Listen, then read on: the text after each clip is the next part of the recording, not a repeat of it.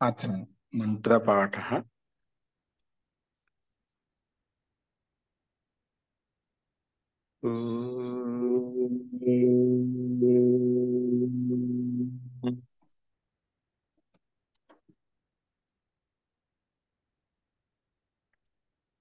सहनाववतु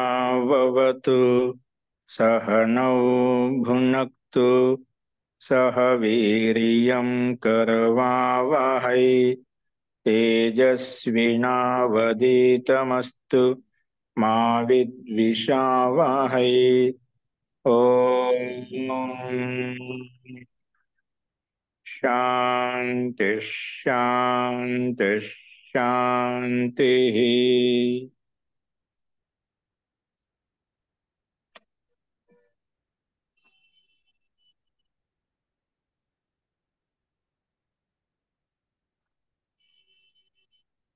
सर्वेभ्यो नमः।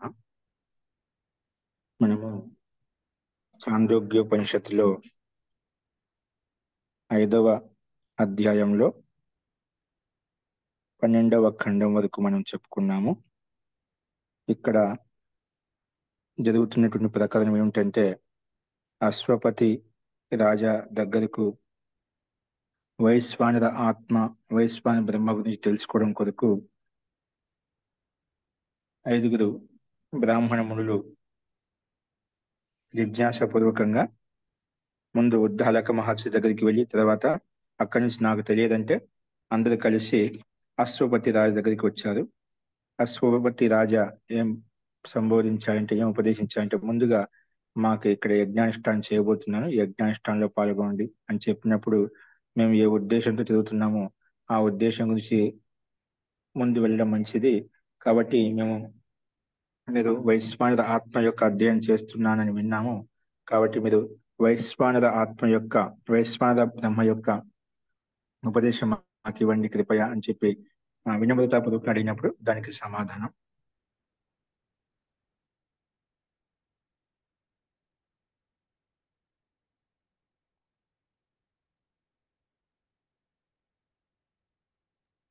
దానికి సమాధానంగా అశ్వపతి రాజా సంబోధిస్తున్నాడు, ఉపదేశిస్తున్నాడు. అందులో ముందుగా రాజా ఉపమన్యు యొక్క వంశజుడైనటువంటి ప్రాచీనశాలతో అడిగాడు, నువ్వు ఏ ఆత్మను అంటే దేన్ని ఆత్మగా భావించి ఉపాసన చేస్తున్నావు అని ప్రశ్నించినప్పుడు, దానికి సమాధానంగా రాజుని సంబోధిస్తే, హే రాజన్, నేను ద్యూలోకాన్ని, ఆ ద్యూలోకంలో ఉండే నక్షత్రాలను, అలాగే ప్రకాశిస్తున్నటువంటి మొత్తం విశాలమైనటువంటి ఆ ద్యూలోక మండలాన్ని ఆత్మగా భావించి ఉపాసన చేస్తున్నాను అని ఈ రకంగా సమాధానం చెప్పాడు.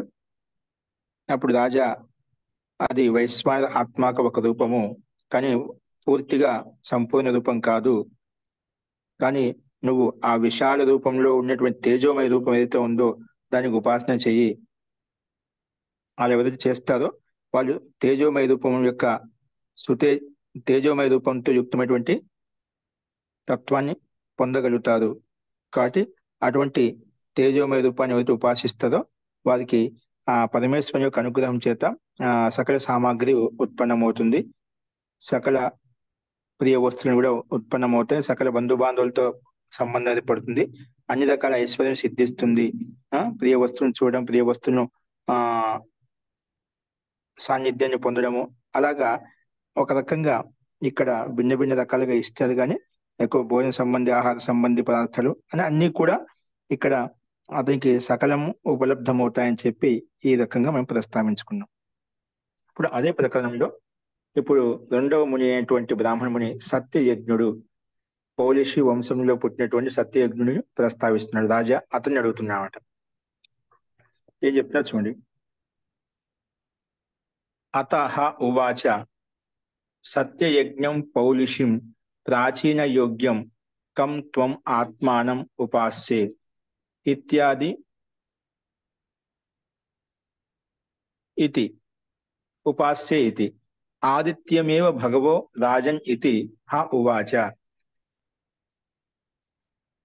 ఆయన రాజు ఈ రకంగా ప్రస్తావించినప్పుడు, నువ్వు ఎవరి సత్యయజ్ఞుని పౌలిషి యొక్క కుమారుడు సత్యయజ్ఞి రాజా అశ్వపతి రాజా ఏమడిగారు, నువ్వు ఏ ఆత్మకు ఉపాసన చేస్తున్నావు అని అడిగినప్పుడు ఆదిత్యం ఏవ భగవో రాజన్, లేదా భగవాన్ రాజన్ నేను ఆదిత్యునికి అంటే సూర్యునికి ఉపాసన చేస్తున్నాను. ఉవాచ అప్పుడు రాజా ఏమంటే ఏష విశ్వరూప ఆత్మ, ఇది విశ్వరూప ఆత్మ. ఆదిత్యుడు అంటే అంతటా వ్యాపించి ఉంటాడు, అంతటా ప్రకాశిస్తున్నాడు కాబట్టి మొత్తం సమస్త విశ్వానికి ఆత్మ కాబట్టి ఇది కూడా వైశ్వానర ఆత్మక ఒక రూపము, వైశ్వానర బ్రహ్మ యొక్క ఒక అంశము. కాబట్టి వైశ్వానరో యం త్వం ఆత్మాను ఉపాసే, అందుకే నువ్వు ఆ వైశ్వానరు అంశీభూతున్న ఆత్మను ఉపాసిస్తున్నావు కాబట్టి ఎం త్వం ఆత్మాను ఉపాసిస్తున్నావో తస్మాత్ తవ బహు విశ్వరూపం కులే దృశ్యతే. అందుకే మీ కులంలో మీ వంశంలో మీకు అనేక విధాలైనటువంటి అనేక ప్రకారమైనటువంటి అన్ని ప్రియమైన వస్తువులు అన్ని కూడా కనిపిస్తున్నాయి, ప్రియమైనటువంటి అన్ని ఇక్కడ మీకు బోధపడుతున్నాయి అన్నట్టుగా ఇక్కడ ప్రస్తావించదన్నమాట.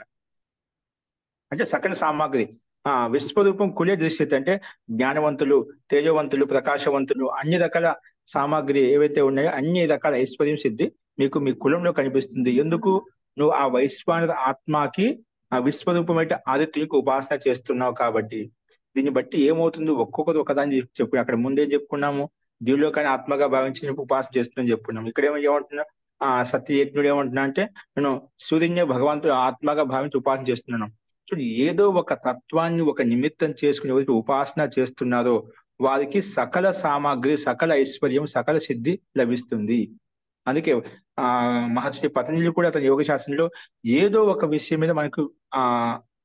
మీద మనకు మన అధికారం ఉండాలి. ఏదో ఒక విషయంలో మనం ఒక లైన్ లో వెళ్తున్నా అంటే ఏది పట్టుకున్నా కూడా అది ఒక విషయం మీద మనకి అధికారం ఉన్నట్లయితే, ఆ విషయం మీద అది పటుత్వం ఉన్నట్లయితే నీకు అదే అన్య సకల మనో మార్గాన్ని ప్రశస్తం చేయడానికి, మోక్ష మార్గాన్ని ప్రశస్తం చేయడానికి నీకు అదొక ముఖ్యమైన మార్గదర్శకంగా ఉంటుంది. ఒక విషయంలో మనకు ప్రావీణ్యత ఉండాలి, ఒక విషయంలో మన అధికారం ఉండాలి. అందుకే మనసును ముందు ఏదో ఒక విషయం నిలబెట్టి యథాభిమత ధ్యానాద్వ ముందు రకరకాలుగా చెప్పుండొచ్చి ప్రస్తావన చేపించిన తర్వాత ఏదో ఒక రకం నీ మనసుని ఎక్కడ నీకు నిలబెట్టేసి నువ్వు కూర్చోగానే, ధ్యానంలో కూర్చోగానే, ఉపాసనలో కూర్చోగానే ఏదో ఒక విషయం మీద నీకు ఏదైనా కావచ్చు, నువ్వు స్వాధ్యాయ గ్రంథం తీసుకో, ఏదైనా ఒక మంత్రం తీసుకో, ఒక శ్లోకం తీసుకో, ఒక తత్వాన్ని తీసుకో, గురు తత్వాన్ని తీసుకో, ఒక విచారాన్ని తీసుకో, ఏదో ఒక విషయం మీద బ్రహ్మాండంలో ఉన్నటువంటి పిండంలో ఉన్నటువంటి ప్రాణతత్వం కానీ, సూర్యతత్వం కానీ, చంద్రతత్వం కానీ, పృథ్వీతత్వం కానీ, పంచభూతాలు ఏదో ఒక తత్వాన్ని తీసుకొని మనం వాటిని ఉపాసన చేసినట్లయితే, వాటి నుంచి విశ్లేషాత్మక చింతన చేసినట్లయితే మనకి ఏమవుతుంటే ఆ ఒక్క తత్వం మీద యొక్క ఆర్డర్ చేసుకొని మనకు సకల మనోకామన సిద్ధిస్తుంది, సకల ఐశ్వర్యం సిద్ధిస్తుంది. అటువంటి వ్యక్తికి స్థాయి ఉన్నతంగా ఉంటుంది కాబట్టి ఆ పరమాత్మ బ్రహ్మతత్వాలను కూడా తెలుసుకోగలుగుతాడు. అంటే శీఘ్రంగా అతి గతి ఉంటుంది అన్నమాట. అటువంటి ఉన్నత స్థానం పొందేటువంటి వ్యక్తికి ఊర్ధ్వగతి ఎక్కువగా ఉంటుంది, శీఘ్రంగా ముందుకెళ్ళగలుగుతాడు. కాబట్టి అటువంటి స్థితి, అందుకే మనం ఏదో ఒక విషయంలో ప్రావీణ్యం సంపాదించుకోవాలి, మన మనసు నిలబెట్టే విధంగా మనకు ఉండాలి. అది ఎలా చేయాలంటే పంచభూతాల మీద ఏం చేస్తాం, పంచభూతాలు ఏం చేసేది పంచభూత గాలి, అగ్ని, వాయు, పృథ్వీ మనకి ఏ రకంగా సహాయపడుతున్నాయి. దీంట్లో మనం పృథ్వీతత్వం లేకపోతే మన జీవనం మన విధానం ఎలా కొనసాగుతుందా, అగ్నితత్వం లేకపోతే మన జీవన విధానం కొనసాగుతుందా, పృథ్వీ మీద ఈ బ్రహ్మాండంలో మనకు ఏ రకంగా సహాయపడుతుంది, పృథ్వీ ఎన్ని రకాలుగా సహాయపడుతుంది, ఏ విధంగా అదే విషయాన్ని మనం ఒక విచారణ చేసినట్లయితే మనం చాలా విషయాలు బయటకు వస్తాయి. మనకి ఏ రకంగా ప్రజలకు, సమస్త మానవులకి, సమస్త బ్రహ్మాండానికి, సమస్త పిండానికి ఏ రకంగా దోహదపడుతుంది, ఏ రకంగా అది మనకు జీవన మనవరకు సహాయపడుతుంది, వికాసానికి సహాయపడుతుంది. అటువంటి విషయాలను మనం సామాన్య ప్రారంభంలో కొంచెం ఇదిగా ఉన్నప్పుడు కూడా చేయంగా ఆలోచిస్తూ పోతే మనకు దాని మీద ఒక పటుత్వం, నైపుణ్యం వస్తుంది. కాబట్టి ఆ రకమైన ప్రయత్నం మనం చేస్తున్న ఏదో ఒక విషయం మీద మనం అధికారం సంపాదించుకోవాలి. మన మనసును నిరంతరంగా నిమిత్తం చేసుకొని మనం ఉపాసన చేయడం అనేది మనం నిరంతరంగా చేస్తున్నాం. అలా చేయడం వల్ల బహు విశ్వరూపం తస్మాత్ తవ బహు విశ్వరూపం కులే దృశ్యతే. అనేక రకాల విధాలైనటువంటి దృశ్యాలు మీ కుటుంబంలో, మీ కులంలో కనిపిస్తున్నాయి. అంటే బ్రహ్మవేత్తలు, జ్ఞానులు, సకల సామాగ్రితో యుక్తమైనటువంటి అన్ని రకాల ఐశ్వర్యవంతులు మీ కుటుంబంలో కనిపిస్తున్నారు, మీ పరివారంలో కనిపిస్తున్నారు. అంత శక్తి మన సమస్త కుటుంబం ప్రకాశవంతమైన కొన్ని, ఒక గ్రామాన్ని ప్రకాశవంతం చేయదు, గ్రామం ప్రకాశవంతమైన కొన్ని, ఒక నగరాన్ని ప్రకాశవంతం చేయొచ్చు, నగరం ప్రకాశవంతమైతే సంపూర్ణంగా అలాగా వ్యాపిస్తూ పోతున్నాం. ప్రకాశ శక్తి వ్యాపిస్తూ పోతుంది. మనం ప్రారంభం చెప్పుకున్నాం, ఉత్తరాయణ మార్గంలో వెళ్ళేటువంటి వ్యక్తికి, నిష్కామ కర్మలు చేసేటువంటి వ్యక్తికి ఏమవుతుంది, ఒక్కొక్క ప్రకాశ లోకాన్ని దాటుకుంటూ ముందుకు వెళ్ళిపోతూ ఉంటాడు. అంటే ఒక్కొక్క ప్రకాశం యొక్క స్థాయి వ్యాపించి ఉంటుందన్నమాట. ఇప్పుడు మనం దీపం యొక్క ప్రకాశం ఎంత ఉంటుంది, సామాన్యంగా అదే ఒక దానికంటే ఎక్కువ ప్రకాశించే విశాలమైన బల్బు వేసాం, ఇంకా ప్రకాశం ఎక్కువ వస్తుంది. దానికంటే ఇంకా ఎక్కువ మనం ఇప్పుడు చాలా ఒకదాని నుంచి ఒకటి ఉన్నాడు, అవి పెట్టిన ఇంకా ప్రకాశం ఎక్కువ వస్తుంది. అది సూర్యుడు వచ్చా కూడా పూర్తిగా సంపూర్ణంగా ప్రకాశిస్తుంది. దానికి ఆ ప్రకాశం ముందు ఏ ప్రకాశం పనికిరాదు అనమాట. ఎన్ని రకాల ప్రకాశాలు వేసుకున్నా ఆ సూర్యుని యొక్క ప్రకాశం ముందు ఏ ప్రకాశం మనకు పనికిరాదు. అలాగా ఒక్కొక్క తత్వం మీద మనం విచారం చేసినట్లయితే ఆ అనంత శక్తితో యుక్తమైనటువంటి, అనంత ప్రకాశంతో యుక్తమైనటువంటి, సమస్త ప్రకాశవంతమైనటువంటి పదార్థాలు కూడా ప్రకాశించేటువంటి ఆ పరమాత్మ యొక్క ప్రకాశాన్ని మనం దర్శించుకోవాలంటే ముందు ఈ ప్రకాశాన్ని అనుభూతిని పొంది, ప్రకాశాన్ని జీర్ణించుకునే శక్తి మనలో ఉండాలి. ఇంత ఐశ్వర్యం మనలో, ధైర్యం, అంత స్థిరత మనలో ఉండాలి. ఎందుకంటే ఒక్కోసారి ప్రత్యేక ఆత్మ యొక్క స్థితిగతి అనేది అంత దృఢంగా ఉండదు అంట. అందుకే నిర్బలు ఆత్మ అయం పరమాత్మ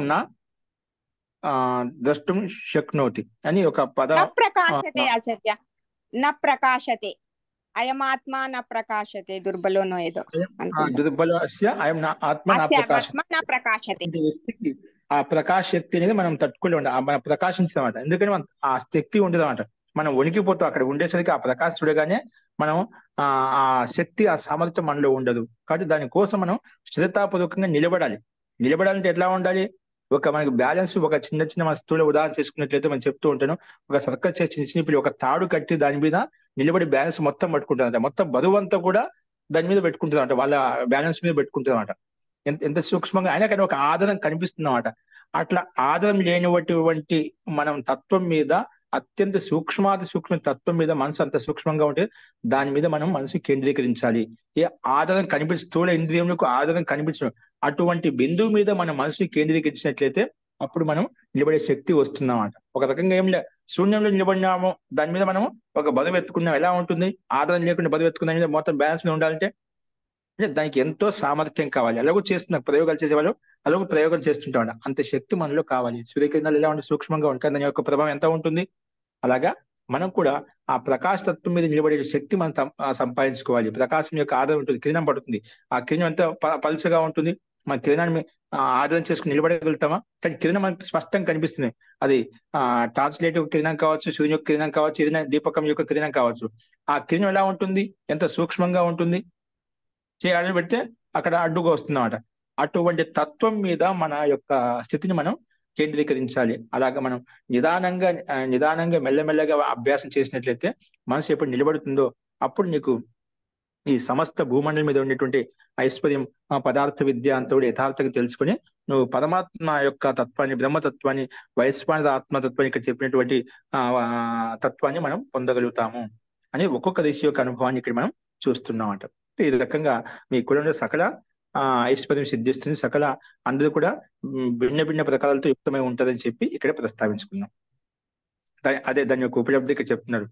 ప్రవృత్తి ఇలా చెప్పిన తర్వాత ప్రవృత్తో అశ్వతరీరతో దాసి నిస్కో అస్తి అన్నం పశ్యసి ప్రియం అన్నం పశ్యసి ప్రియం భవతి అస్య బ్రహ్మవర్చసం కులే య ఏతం ఏవ ఆత్మానం వైశ్వానరం ఉపాస్యే చక్షుషే తద్ ఆత్మాన చక్షుష ఏతద్ ఆత్మన ఇది ఉవాచ అందో అభవిష్యత్ యన్మాం న అగమిష్య ఇది.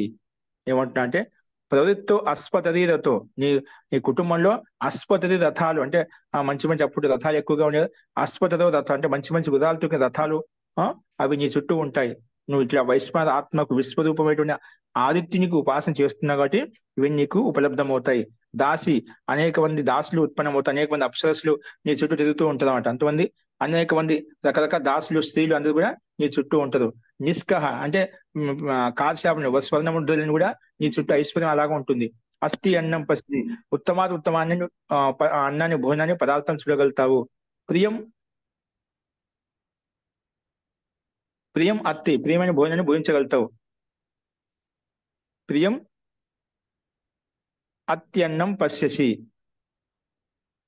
అలాగే ప్రియం భవతి అస్య, అన్ని కూడా ప్రియంగా ఉంటాయి. అంటే ప్రియమైన వస్తువులు, ప్రియమైన దృశ్యాలు, చూడవలసిన విషయాలు ఇవన్నీ కూడా నీకు సంసారంలో ఏవైతే ఆకర్షణీయంగా, అందంగా, రమణీయంగా ఉన్నావో నాకు ఇది కావాలనుకుంటే అవన్నీ సిద్ధించి ఉంటాయన్నమాట. ఆ రకంగా అలాగే అంతిమైన బ్రహ్మవర్చస్సం కులే, మీ కులంలో అందరు బ్రహ్మవర్చస్తో తేజవంతంతో ఉంటారన్నమాట. అంత ఐశ్వర్యవంతం ఉంటారు, జ్ఞానంతో ఉంటారన్నమాట. అన్ని సకల ఐశ్వర్య సిద్ధి నాకు ఈ కుటుంబం, నాకు ఇంకా దీనికి ఈ రకమైన ఐశ్వర్యం ఉంటుంది, నీకు ఇంకా పరమాత్మని కనిపించదు అంత ఐశ్వర్యం ఉంటున్నాడు. అంటే మనం ఆ రకమైన స్థితి లేకపోతున్నా ఇదే ప్రపంచం అన్నట్టుగా, దీని మించి స్వర్గం లేదన్నట్టుగా మనం ఊహించుకున్నాం. అంత ఐశ్వర్యం నీకు ముందుగా పుష్కలంగా ఆ పరమాత్మ నీకు అంత ఐశ్వర్యం ఇస్తామట. అందుకే ఎప్పుడు ఏతం ఏవం ఆత్మానం, ఈ రకమైన ఆత్మను వైశ్వానరం ఉపాస్య, నువ్వు వైశ్వాన ఆత్మగా భావించి ఉపాసన చేస్తున్నావు కాబట్టి కేవలం ఒక అంశానికి చేసినందుకే నీకు ఇంత ఉపలబ్ధి కలిగిందామంట. ఆ సంపూర్ణ ఆ బ్రహ్మతత్వం తెలుసుకొని నువ్వు ఉపాసన చేసి ఎంత నీకు ఎంత ఉపలబ్ధి, ఎంత ఐశ్వర్యం కలుగుతుంది, ఎంత నీకు ఆనంద ప్రాప్తి కలుగుతుంది, మన మాటలు చెప్పలేమంట. అది అది ఇంద్రియాలతో మనం అనుభవించలేమంట. ఇంద్రియాతీతమైనటువంటి అనుభవాన్ని, ఆ పరమాత్మక ఆనందం అనేది అత్యంత ఆ ఆ ఆనందాన్ని మనం ఏదైతే అనుభూతిని పొందుతున్నామో ఈ సాంసారిక పదార్థాల్లో ఉండేటువంటి పదార్థాలతో మనం తులన చేసి చెప్పలేము ఇది ఈ రకంగా ఉంటుందని చెప్పి. కాబట్టి స్థూలంగా అత్యంత ఉత్కృష్టంగా ఉంటుంది. దాని మించిన ఉత్కృష్ట స్థితి ఇంకేది ఉండదు అంట పరమాత్మ యొక్క ప్రకాశం అంటే. అందుకే ఆ తత్వం వరకు వెళ్ళడానికి మనం ఈ రకమైన ఉపాసన నిరంతరంగా చేస్తూ ఉండాలి. అందుకే ఇది నువ్వు అందులో వైశ్వానర ఉపాసన నువ్వు చేస్తున్నావు. చక్షుష, అది ఒక మన శరీరంలో ఒక అవయవంలా చక్షు ఒక అవయవము, అలాగా వైశ్వానర ఆత్మ, వైశ్వాన బ్రహ్మ యొక్క ఒక అంశం మాత్రమే ఈ ఆదిత్యుడు అనేది. ఆదిత్యుడు ఆత్మగా ఉపాసిస్తున్నావు కదా. ఈ సంపూర్ణ శరీరంలో ఏమైనా కళ్ళు చూడడానికి ఒక భాగమే, మొత్తం సంపూర్ణం కాదు కదా. కళ్ళు ఒక భాగం అంతే, ఒక అవయవం అంతే. అలాగే వైశ్వానర ఆత్మ, వైశ్వాన బ్రహ్మకి నువ్వు సూర్యుని యొక్క ఉపాసన చేస్తున్నావు, అది ఒక అంశం మాత్రమే. చక్షుష ఏతత్ ఆత్మన ఇది. అందుకే ఉవాచ, ఒకవేళ నిజంగా ఈ సంపూర్ణ తెలుసుకోవడం కొరకు ఆ పరం బ్రహ్మ వైశ్వానాత్మను తెలుసుకోవడానికి నువ్వు రాకపోతున్నా అందో అభవిష్యత్, నువ్వు అంధకారంలో పడి ఉండేవాడివి. అంటే నీకు అదే ఆత్మ అని చెప్పి దాంతో సంతుష్టపడేవాడు, దాంతో తుష్టి దోషంతో ఉండేవాడు. అది ఒక అజ్ఞానం అనమాట. మనము ఏదో ఒక చిన్న ఐశ్వర్యం కలిగిన ఇదే ప్రపంచం అని చెప్పి అక్కడే ఉండిపోవడం, అది తుష్టి దోషం కింద వస్తుందన్నమాట. అంటే అదే అంధకారంలో ఉండిపోతాం. మళ్ళా అదే నాకు తెలిసిందే ప్రపంచం అన్నట్టుగా ఉంటాను, బావిలో కప్పగా అన్నట్టుగా ఉంటుందన్నమాట. ఏం తెలియనప్పుడు అలా ఉంటుంది. అందో అభవిష్యో ఏం మాం నా అగమిష్య ఇది. ఒకవేళ నువ్వు నా దగ్గరికి రాకపోయినా, ఈ సంపూర్ణ వైశ్వాన ఆత్మ యొక్క తత్వాన్ని, బ్రహ్మతత్వాన్ని తెలుసుకోవడానికి రాకపోతేనా నువ్వు అంధకారంలో ఉండేవాడివి అని చెప్పి ఒక రకంగా అశ్వపతి రాజా తనకి సంబోధించాడు అనమాట.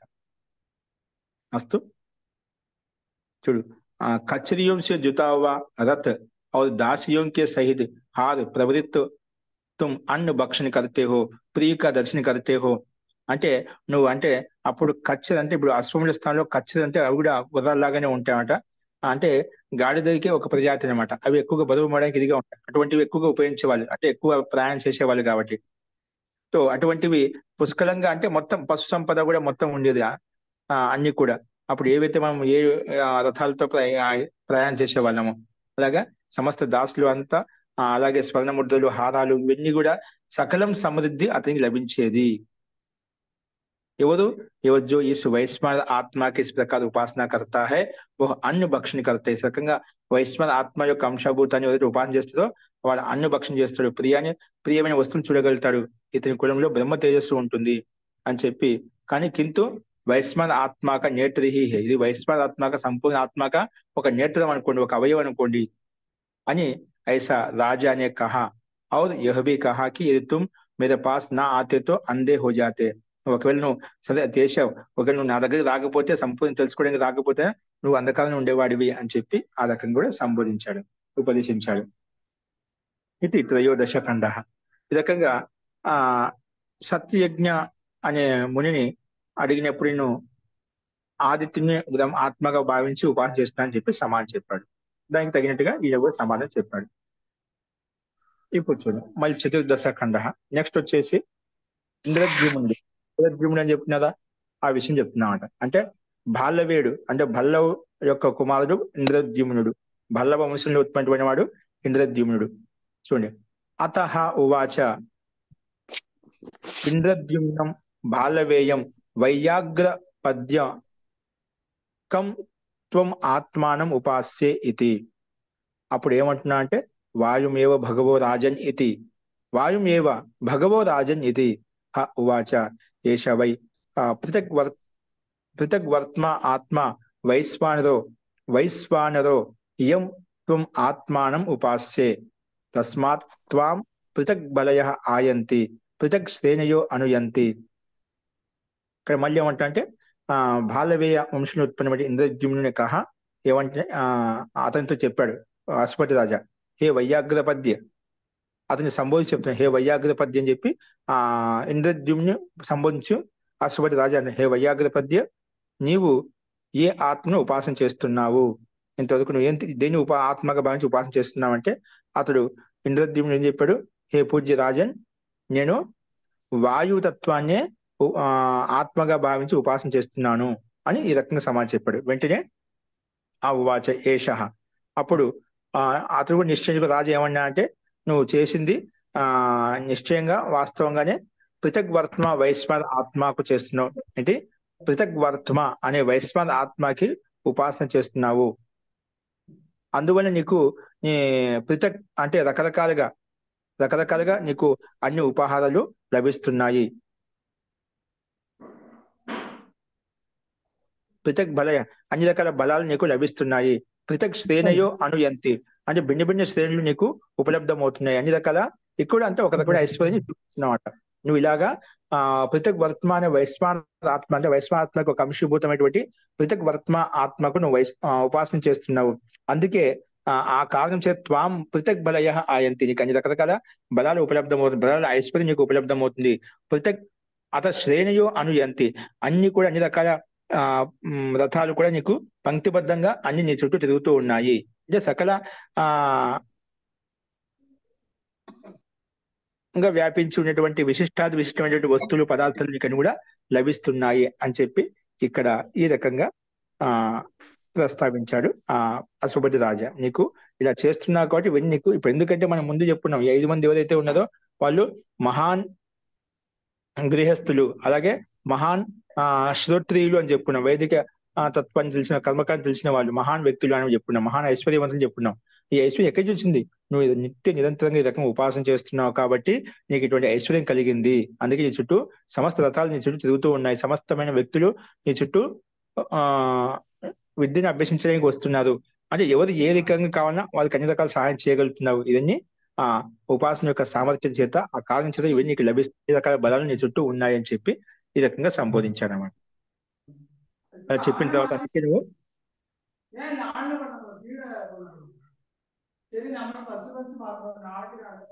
అత్తి అన్నం పశ్యసి ప్రియం, అత్సి అన్నం పశ్యతి ప్రియం భవతి అస్య బ్రహ్మవర్చసం కులే య ఏతం ఏవ ఆత్మానం వైశ్వానరం ఉపాస్తే ప్రాణేషు ఏష ఆత్మన ఇతి హ ఉవాచ ప్రాణస్థ ఉదక్రమిష్యన్ మాం న ఆగమిష్య ఇది.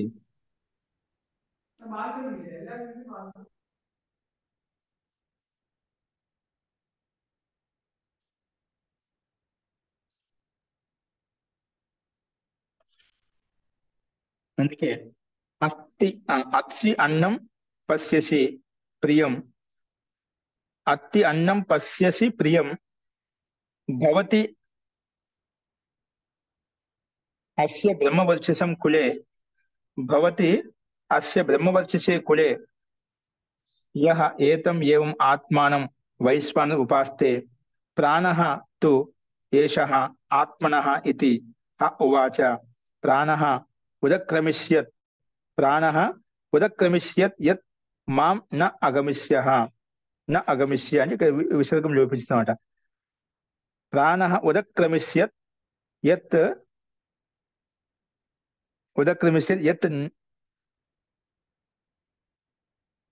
మాం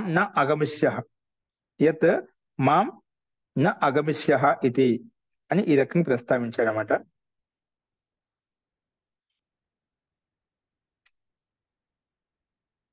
అంటే ఏమంటున్నా అంటే నువ్వు ఆ పరమాత్మ యొక్క అనుగ్రహం, ఇలా వైశ్వానర ఆత్మకు వాయుతత్వం యొక్క తత్వాన్ని నువ్వు ఉపాసన చేస్తున్నావు అంటే ఆ పరమాత్మ యొక్క అనుగ్రహం చేత నువ్వు ప్రియమైన అన్నాన్ని తింటున్నావు, అదే జనులు కలుస్తున్నావు, చూస్తున్నావు. ఈ రకంగా వైశ్వాన ఆత్మ అనేది జ్ఞాన మార్గాల్లో ఉంటూ నానా రూపాల్లో ఉన్నటువంటి ఈ విధంగా వాయువు అంతటా వ్యాపిస్తుందో, పలు రకాలుగా విస్తరిస్తూ ఉంటుందో, అలాగా అనేక రూపాలు యుక్తమైనటువంటి తత్వానికి నువ్వు ఉపాసన చేస్తున్నావు. అందుకే ఆ ప్రభు యొక్క ఆశీర్వాదం చేత నీకు పుష్కరమైన భోజనము కనిపిస్తుంది, ప్రియమైన వస్తువులు చూడటానికి కనిపిస్తున్నాయి, సకల ఆ ఐశ్వర్యాలు నీకు లభిస్తున్నాయి. కాబట్టి అలాగే అంతేకాకుండా మీ కులంలో బ్రహ్మ తేజస్సు అనేది కనిపిస్తుంది. మీ కులంలో బ్రహ్మ తేజస్సు, బ్రహ్మ వర్చస్సు కనిపిస్తుంది. అలాగా ఈ పృథక్ భిన్న భిన్న మార్గాల్లో వీచేటువంటి వాయువు ఏదైతే ఉందో ఇది కూడా వైశ్వానర ఆత్మ యొక్క ఒక అంశీభూతం కాబట్టి సంపూర్ణం కాదు. నువ్వు దేనిత వెతుకుతున్నావో అది ఒక అంశీభూత ప్రాంతత్వం మాత్రమే. అది వాయువు అంటే ప్రాణం అంట. ఆ ప్రాంతత్వం మాత్రమే. ఈ ప్రాణం వెళ్ళిపోయినప్పుడు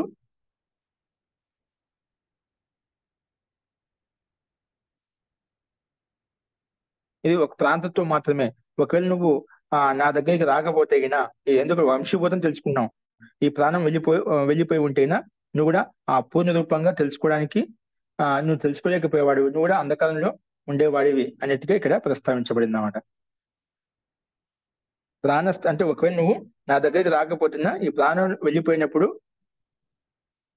ఈ విషయం తెలుసుకోలేక నువ్వు బాధపడేవాడివి, అంటే నువ్వు అధోపతనానికి గురయ్యేవాడివి అని చెప్పి, అంటే అక్కడికి దృష్టి దోషంతో ఉండేవాడివి అన్నట్టుగా ఇక్కడ ఈ రకంగా ప్రస్తావించబడింది.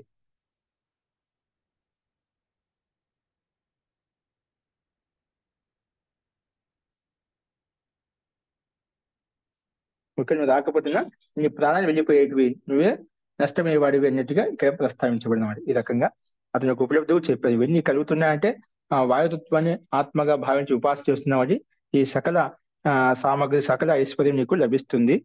దివ్య తేజస్సు, దివ్య ప్రకాశం మీలో కనిపిస్తుందని చెప్పి మనం ఇక్కడ చూశాను. అస్తు.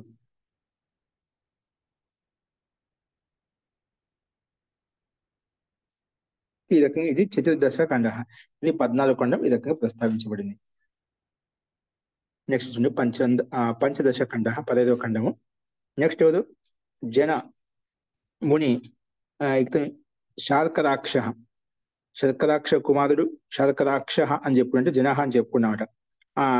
అశ్వపతి రాజా జన అనే వ్యక్తిని మునిని అడుగుతున్నామట. అతః ఉవాచ జనం శర్కరాక్ష కం త్వం ఆత్మానం ఉపాస్యే ఇది.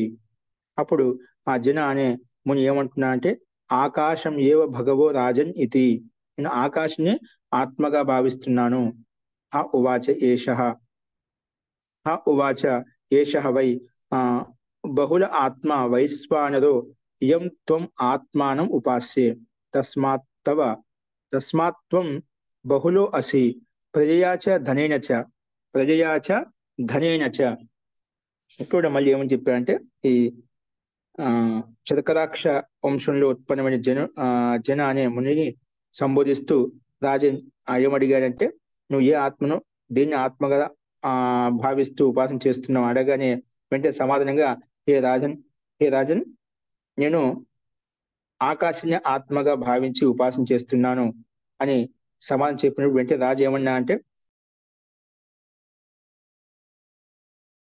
అంటే వైశ్వాన ఆత్మ యొక్క ఈ రూపం అనేది పూర్ణ రూపం అయినప్పటికీ కూడా పూర్ణ రూపం కాదు. అనేక రూపాల్లో ఉన్నటువంటి, బహుళంగా ఉన్నటువంటి అనంత రూపంతో యుక్తమైనటువంటి నువ్వు ఆ పరమాత్మకు ఉపాసన చేయాలి.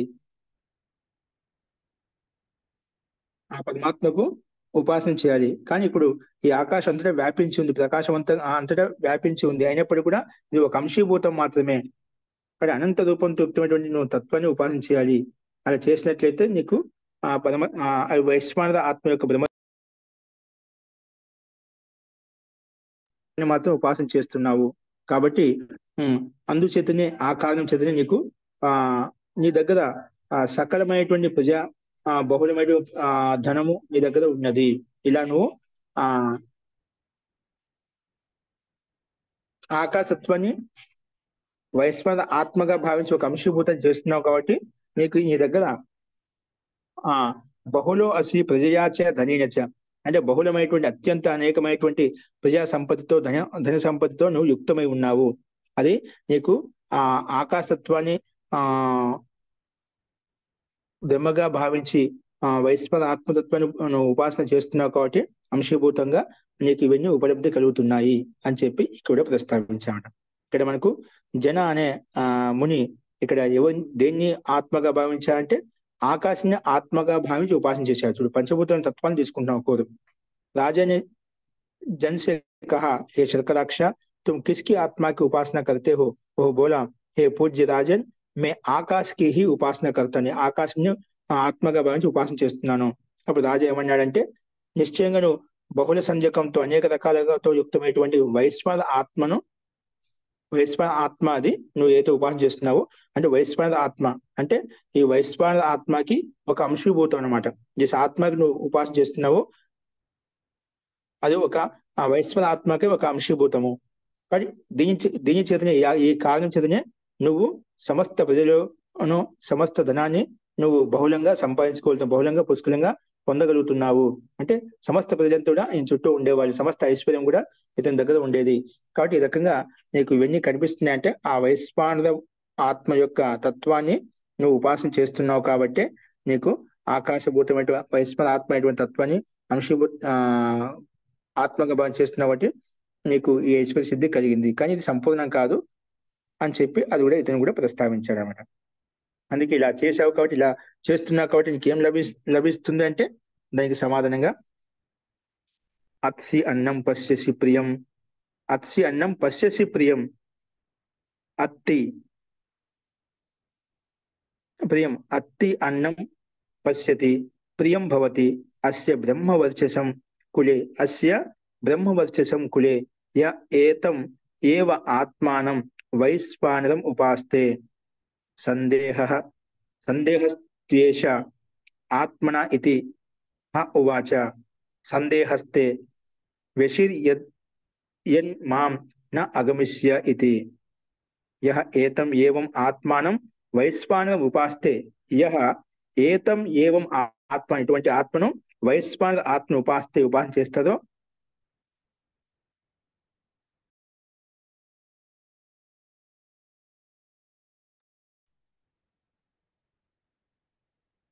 సందేహతో ఏషః ఆత్మనః ఇతి ఉవాచ. సందేహః వ్యశిర్యత్ యత్ మాం న అగమిష్యః. అంటే నువ్వు అత్సి అన్నం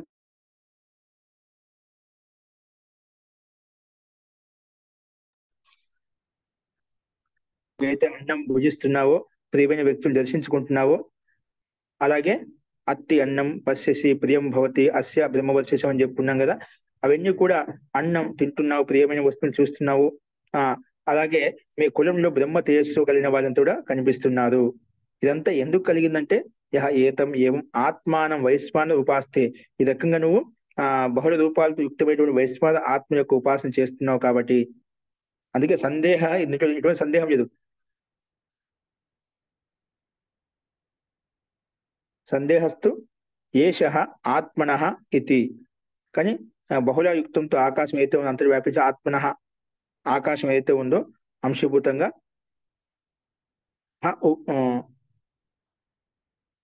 ఆ విషయంలో సందేహతు వ్యశీరియత్, ఇక్కడే వ్యశీరియత్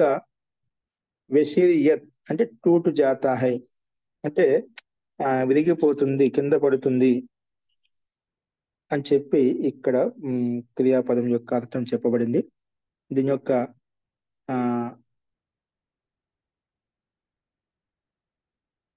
అభిప్రాయం ఏ రకంగా ప్రస్తావిస్తున్నా అంటే, నువ్వు ఆ పరమాత్మ యొక్క అనుగ్రహం చేత నువ్వన్నీ అన్నాన్ని భుజిస్తున్నావు, ప్రియమైన జీవులను చూస్తున్నావు. ఇదే రకంగా వైశ్వాన ఆత్మ బహుళ రూపంగా ఉన్నటువంటి తత్వాన్ని అంటే ఇక్కడ నువ్వు ఉపాసన చేస్తున్నందుకు ఈ ఫల ప్రాప్తికి వినికి లభిస్తున్నాయి. ఇక్కడ మనం ఏది ఉపాసన చెప్పున్నాం?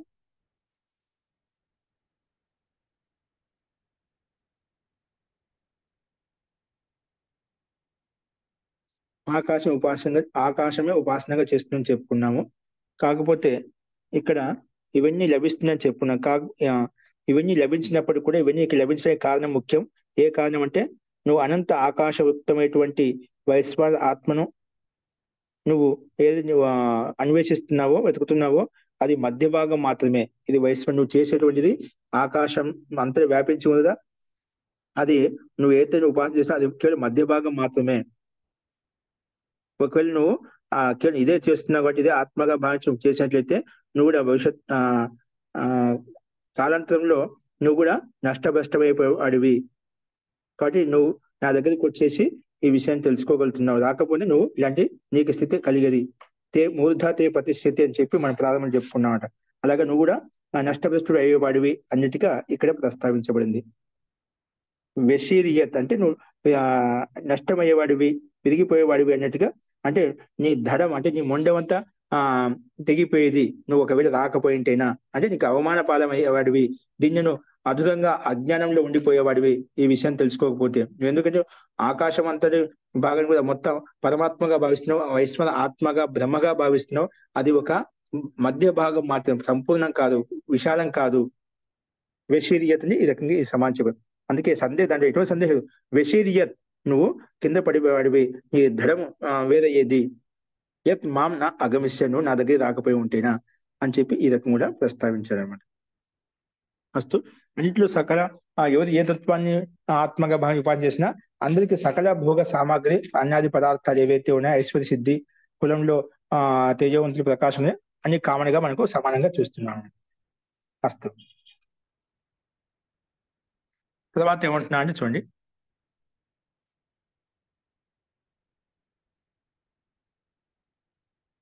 తుమ్ అన్న భక్షణ కర్తే హో, అన్నం భక్షణ చేస్తున్నావు, ప్రియ దర్శన కర్తే హో, ప్రియమైన వ్యక్తిని దర్శించుకుంటున్నావు. ఈ రకంగా వైశ్వాన ఆత్మ ఈ రకంగా ఉపాసన చేస్తున్నావు కాబట్టి నువ్వు అన్నం భక్షణ చేస్తున్నావు, ప్రియమైన వాళ్ళు చూస్తున్నావు. అటువంటి కులంలో బ్రహ్మ తేజస్సు వాళ్ళు కూడా ఈ కులంలో బ్రహ్మ తేజస్సుకునే వ్యక్తులు కూడా మీకు కనిపిస్తున్నారు. కానీ ఈ వైశ్వాన ఆత్మ యొక్క అంటే ఇది సందేహ హీహే అంటే శరీరం యొక్క మధ్య భాగం మాత్రమే. సందేహ శబ్దం అనేది మధ్య భాగ అర్థంలో తీసుకోబడింది. కింద యహ వైశ్వాన ఆత్మకే సందేహ హీహే అంటే శరీరం యొక్క మధ్య భాగం మాత్రమే. అందుకే రాజాని ఏమన్నా అంటే ఇది కూడా నువ్వు ఏదైతే ఉపాసన చేస్తున్నావో సంపూర్ణం కాదు. అందుకే రాజానే కహా और यह भी कहा कि तुम मेरे पास ना आते నువ్వు రాకపోయి ఉంటేనా తో తుమ్హారా సందేహ అంటే ఈ మధ్య భాగం నష్టమైపోయేది అని. శరీరం యొక్క మధ్య భాగం నష్టమయ్యి ఉండేవాడివి, నువ్వు కూడా ఎరిగిపోయి ఉండేవాడివి, నష్టభ్రష్టమై ఉండేవాడివి ఒకవేళ నువ్వు నా దగ్గర రాకుంటేనా. ఎందుకు దాన్నే అంశీభూతమైనటువంటి తత్వాన్ని బ్రహ్మ వైశ్వన ఆత్మగా భావించి నువ్వు ఉపాసన చేస్తున్నావు కాబట్టి. అంటే నీ దృష్టి దోషంలో అక్కడే ఉండిపోయాడు. నష్టం అంటే తాత్పర్యం అక్కడికే ఉండిపోయాడు. ఇంత స్థితిని ఒక ఉన్నత స్థాన్ని పొందిన తర్వాత అక్కడికి ఆగిపోతే ఎట్లా ఉంటుంది? అది వాళ్ళ స్థాయికి అనుగుణంగా అది కింద పడటం అన్నమాట. అంత చేసి కూడా పైకి ఎక్కలేకపోతే ఎలా ఉంటుందంటే అందుకే నువ్వు ఒకవేళ రాకపోతే నువ్వు దాంట్లో దృష్టి దోషం ఉండిపోయేవాడివి కాబట్టి వచ్చి నువ్వు మంచి పని చేసావు అన్నట్టుగా ఆ రకంగా సంబోధిస్తున్నాడు అశ్వపతి రాజా. ఈ రకంగా 10వ ఖండం కూడా ప్రస్తావించబడింది. నెక్స్ట్ ఇంకేముందా అంటే అశ్వతర వంశంలో ఉత్పన్నమైనటువంటి బుడిల అనే ముని గురించి చెప్తున్నాడట. అశ్వతరాశ్వకే పుత్రుడు బుడిలి అని చెప్పుకున్నాం కదా, అతను కూడా రాజు సంబోధిస్తూ చెప్తున్నాడట. అతః ఉవాచ బుడిలం అశ్వతరాశ్విం వైయాగ్రపద్య కం త్వం ఆత్మానం ఉపాస్యే. నువ్వు ఎటువంటి ఆత్మను ఆత్మగా భావించి ఉపాసన చేస్తున్నావు. కం త్వం నీవు కం ఏ ఆత్మను ఉపాస్యే ఏ ఆత్మను ఆత్మగా భావించి ఉపాసన చేస్తున్నావు, దేన్ని ఉపాసనగా తీసుకున్నావు, ఏ ఆత్మకు ఉపాసన చేస్తున్నావు అనగానే వెంటనే ఇది ఆపహ ఏవ భగవో రాజన్ ఇది. నేను ఆపహ అంటే జలాన్నే ఆత్మగా భావిస్తున్నాను. పంచభూతాలు అన్ని వచ్చేసేయ జలాన్ని మాత్రమే నేను ఆత్మగా భావిస్తున్నాను. ఏ భగవాన్ రాజన్ నేను అపహ ఏవ భగవో రాజన్ ఇది. నేను జలాన్ని ఆత్మగా భావించి ఉపాసన చేస్తున్నాను. అప్పుడు వెంటనే ఉవాచ ఆ రాజా అంటున్నాడు, ఏష వై రయిరాత్మ వైశ్వానదో యం త్వం ఆత్మానం ఉపాస్యే. నువ్వైతే ఉపాసన చేస్తున్నావో ఉపాసన చేస్తున్నావా ఏ రాజన్ నిశ్చయంగా రయి సంజక్ వైశ్వాన ఆత్మ అంటే రయితో ఐశ్వర్యంతో యుక్తమైనటువంటి వైశ్వాన ఆత్మ. నువ్వు ఏ ఆత్మకు ఉపాసన చేస్తున్నావో అందుకే ఈ కారణం చేతనే తుమ్ రయిమాన్ పుష్టిమాన్ భవతి అంటే అత్యంత హృష్టపుష్టంగా ఉండగలుగుతావు. అంటే ఇక్కడ రయిమాన్ భవతి, ఇక్కడ రయిమాన్ శబ్దము అంటే ఐశ్వర్యార్థంలో వస్తుందన్నమాట, అంటే బలార్థంలో వస్తుందన్నమాట. ధన ఐశ్వర్యంతో సంపన్నమైన వ్యక్తి, అదే అత్యధిక పుష్టమైనటువంటి వాడు, పోషక పదార్థాలతో సంపన్నుడు, అన్ని రకాల పోషక పదార్థాలు సంపన్నుడు అవుతాడు. అంటే మొత్తానికి సకల వ్యక్తిత్వ వికాసము, ఆ మనోగత వికాసం, సంపూర్ణ వికాసం అతనిలో ఉంటుంది అన్నమాట. సమస్త ఐశ్వర్యం కూడా అతనిలో ఉంటుంది. అంటే ఆ ఎటువంటి దానికి కొరత ఉండదు అన్నమాట. ఏమి అన్ని పుష్కలంగా ఆ అన్ని అతని దగ్గర విద్యమానంగా ఉంటాయన్నమాట. అటువంటి శక్తి దీనికి వస్తుంది. ఇంకా రైర్ ఆత్మ వైశ్వాన్, నువ్వు ఏదో ఉపాసన చేస్తున్నావో ఆపో అపహ ఏవో భగవ రాజు అని చెప్పి కదా, నీటిని జలాన్ని నేను ఆత్మగా ఉపాసన చేస్తున్నావు. అదేంటి రైర్ ఆత్మ అంటే ఐశ్వర్యంతో యుక్తమైనటువంటి ఆత్మ, వైశ్వాన్ ఆత్మ. అది ఆ వైశ్వాన్ ఆత్మకు ఒక అంశీభూతం మాత్రమే, సంపూర్ణం కాదు. ఏం త్వం ఆత్మను ఉపాసన, నువ్వు ఏ ఆత్మకి ఉపాసన చేస్తున్నావో సరే ఏదైనప్పటికీ తస్మాత్వం రయిం రయిమాన్ పుష్టిమాన్ అసి. అందుకే నువ్వు ఆ కాలం చేతనే నువ్వు ఐశ్వర్యవంతుడు, సకల పదార్థాలతో పుష్టివంతంగా ఉన్నావు, బలవంతంగా ఉన్నావు, ఆరోగ్యవంతంగా ఉన్నావు, అన్ని రకాల ఐశ్వర్యంతో యుక్తమై ఉన్నావు అని చెప్పి నువ్వు ఇలా చేస్తున్నావు కాబట్టి నీకు ఆ శక్తికి వచ్చింది, అలా ఆ స్థితి వచ్చిందని చెప్పి ఈ రకం కూడా ప్రస్తావించామట. అలా చెప్పిన తర్వాత మళ్ళీ అత్సి అన్నం పశ్యసి ప్రియం ప్రియం అత్తి అన్నం పశ్యతి ప్రియం భవత్యస్య బ్రహ్మవర్చసం కులే యా ఏతం ఏవ ఆత్మానం వైశ్వానం ఉపాస్తే బస్తిస్తు ఏష ఆత్మన ఇతి హ ఉవాచ బస్తిస్తే వ్యభేస్యత్ యన్మాం న అగమిష్యః ఇది. మళ్ళీ అదే విధంగా ముందు చెప్పిన విధంగా ఇక్కడ ప్రస్తావించారు. అత్సి అన్నం ఉపాస్తే, ఇది పూర్వం చెప్పిన విధంగానే ఈ స్థితి ఉత్పన్నం అవుతుంది. అన్ని రకాల సామాగ్రి సకల బంధుమిత్రులు కలవడం అనేది, అలాగే మేము కులంలో బ్రహ్మవచ్చు కలిగినటువంటి వ్యక్తులు విద్యమానంగా ఉండటం అని ఇవన్నీ మనం చూస్తున్నాము. ఇవన్నీ చెప్పిన తర్వాత మళ్ళీ ఏమన్నంటే రాజా బస్తి ఇక్కడ మూత్రాశయం అంటే వ్యభేత్ స్యాత్ ఫట్ జాత్ అని, మూత్రాశయం అంటే పగిలిపోయి ఉండేది నువ్వు రాకపోతేనా, యత్ మాం నా అగమిష్యః అంటే శరీరంలో ఒక భాగం అంతా కూడా ఇదే అయిపోయింది. ఎందుకంటే ఒకే తత్వం నువ్వు ఆత్మగా భావం చేస్తున్నావట, అది నీకు ఒక వినాశని కలిగజేస్తా. ఎందుకంటే ఏదో ఒక తత్వాన్ని తెలుసుకుని ఇప్పుడు సమగ్రంగా తెలుసుకుని చేసినట్లయితే అది మనకు పూర్ణ వికాసం కలిగేస్తుంది, ఒక గమ్యస్థానం చేస్తున్నాయి. ఏదో ఒకే తత్వాన్ని పట్టుకుని దాన్ని పుష్టిగా చేసినట్లు ఏమవుతుంది? ఇప్పుడు జస్ట్ ఉదాహరణ ఎందుకు ఈ మాట చెప్తున్నా అంటే, మన శరీరంలో ఒక అవయవాన్ని తెలుసుకున్నాం, ఇక్కడ ఒక తత్వాన్ని తెలుసుకున్నామట. అదే తత్వం చెప్పి దానికి మనం పుష్టి చేయడం, దానికి మొదలుపెట్టి ఏమొస్తుందండి? నష్టభ్రష్టం అయిపోతుంది. శరీరంలో ఇది ఒక పార్టీ ముఖ్యమైనది, ప్రధానమైన చెప్పున్నాం. ఒక పంచేంద్రియాలు, దశేంద్రియాల్లో ఒక ఇంద్రియాన్ని మనం పుష్టిగా బలంగా చేసుకుంటూ పోతే మిగిలిన ఇంద్రియాలు ఏమవుతాయి? అవి నష్టభ్రష్టం అవుతాయి అన్నమాట. అంటే వాటి వలన ఒకే దానికి నువ్వు హృష్టిపుష్టి విషయంలో లీనమై ఉన్నావు కాబట్టి మిగతావన్నీ కూడా నష్టభ్రష్టం కావడం అంటే అన్ని చోట్ల అవిద్య అంధకారం ప్రకాశిస్తుందన్నమాట. అంటే అన్ని విషయాలు దృష్టి దృశ్యంగా అక్కడే ఉండిపోతామట, వికాసం కలగదు, అక్కడికక్కడే ఉండిపోతుంది. లేదా ఇంకా మహతి అధోగతికి కూడా రావడానికి సంభావన ఉంటుందన్నమాట. అంటే సమగ్రంగా సంపూర్ణంగా తెలుసుకొని పూర్ణంగా తీసుకువెళ్ళినట్లే ఒక బ్యాలెన్స్ తో యుక్తమై ఉంటామన్నమాట. ఏదో ఒక భాగాన్ని పట్టుకొని వెళ్ళిపోతే ఎంతవరకు వెళ్తాం, కొంతవరకు బాగానే ఉంటుంది, తర్వాత మనం ఎన్నికి రావాల్సిందన్నమాట. అని సంపూర్ణంగా సకలంగా తెలుసుకొని ముందుకు వెళ్ళినట్లయితే అది ఇంకో బలాన్ని ఇస్తుంది. అందుకే నువ్వు ఇక్కడ రాకపోతే నువ్వు ఒకచోట ఆగిపోయేవాడివి, ఒకచోట ఆగిపోయి కింద పడిపోయేవాడివి, నువ్వు నష్టభ్రష్టం అయ్యేవాడి. అలాగే నువ్వు మూర్తశం విరిగిపోయేది అనమాట, అంటే మొత్తం పగిలిపోయేది అన్నట్టుగా ఇక్కడ ప్రస్తావన. అంటే పిండంలో ఒక దోషం వచ్చేది, వికారం ఉత్పన్నమయ్యేది తాత్పర్యం అన్నమాట. ఈ శరీరంలో వికృతి ఉత్పన్నమయ్యేది, ఏదో ఒక అంశాన్ని పట్టుకొని అదే చేస్తున్నావు కూడా ఒకే భాగాన్ని పట్టుకున్నట్లయితే అది కొంతవరకు బాగానే ఉంటుంది, కానీ కొంచెం వికాసం కలిగేది కాదు. అందుకే నీకు మధ్యలో ఆటంకం కలిగేది అన్నట్టుగా ఈ రకంగా ప్రస్తావించాలన్నమాట. అస్తు, అందుకే మనం ఏదైనా విషయం తెలుసుకుని చేయాలి. ఏదో ఒకటే పట్టుకుని చేస్తే మనకు శరీరంలో వాత, పిత్త, కఫాలు 3 ఉంటాయండి. నువ్వు వాతానికి సంబంధించి అదో పదార్థం తెలుసుకుంటే ఏమవుతుంది? వాతం ఎక్కువైపోతుంది. అప్పుడు ఏమవుతుంది? వాతం ఎక్కువైనప్పుడు పిత్తము, కఫం ఇవన్నీ కూడా ఏమవుతాయంటే అవి ఇంకా సమ బ్యాలెన్స్ లో దాకమాట. వాతం ఎక్కువ కాడన్నా దానికి సంబంధించి వాత పిత్తములు తన స్థానంలో ఉన్నా కూడా అవి ఏం చేయలేమాట.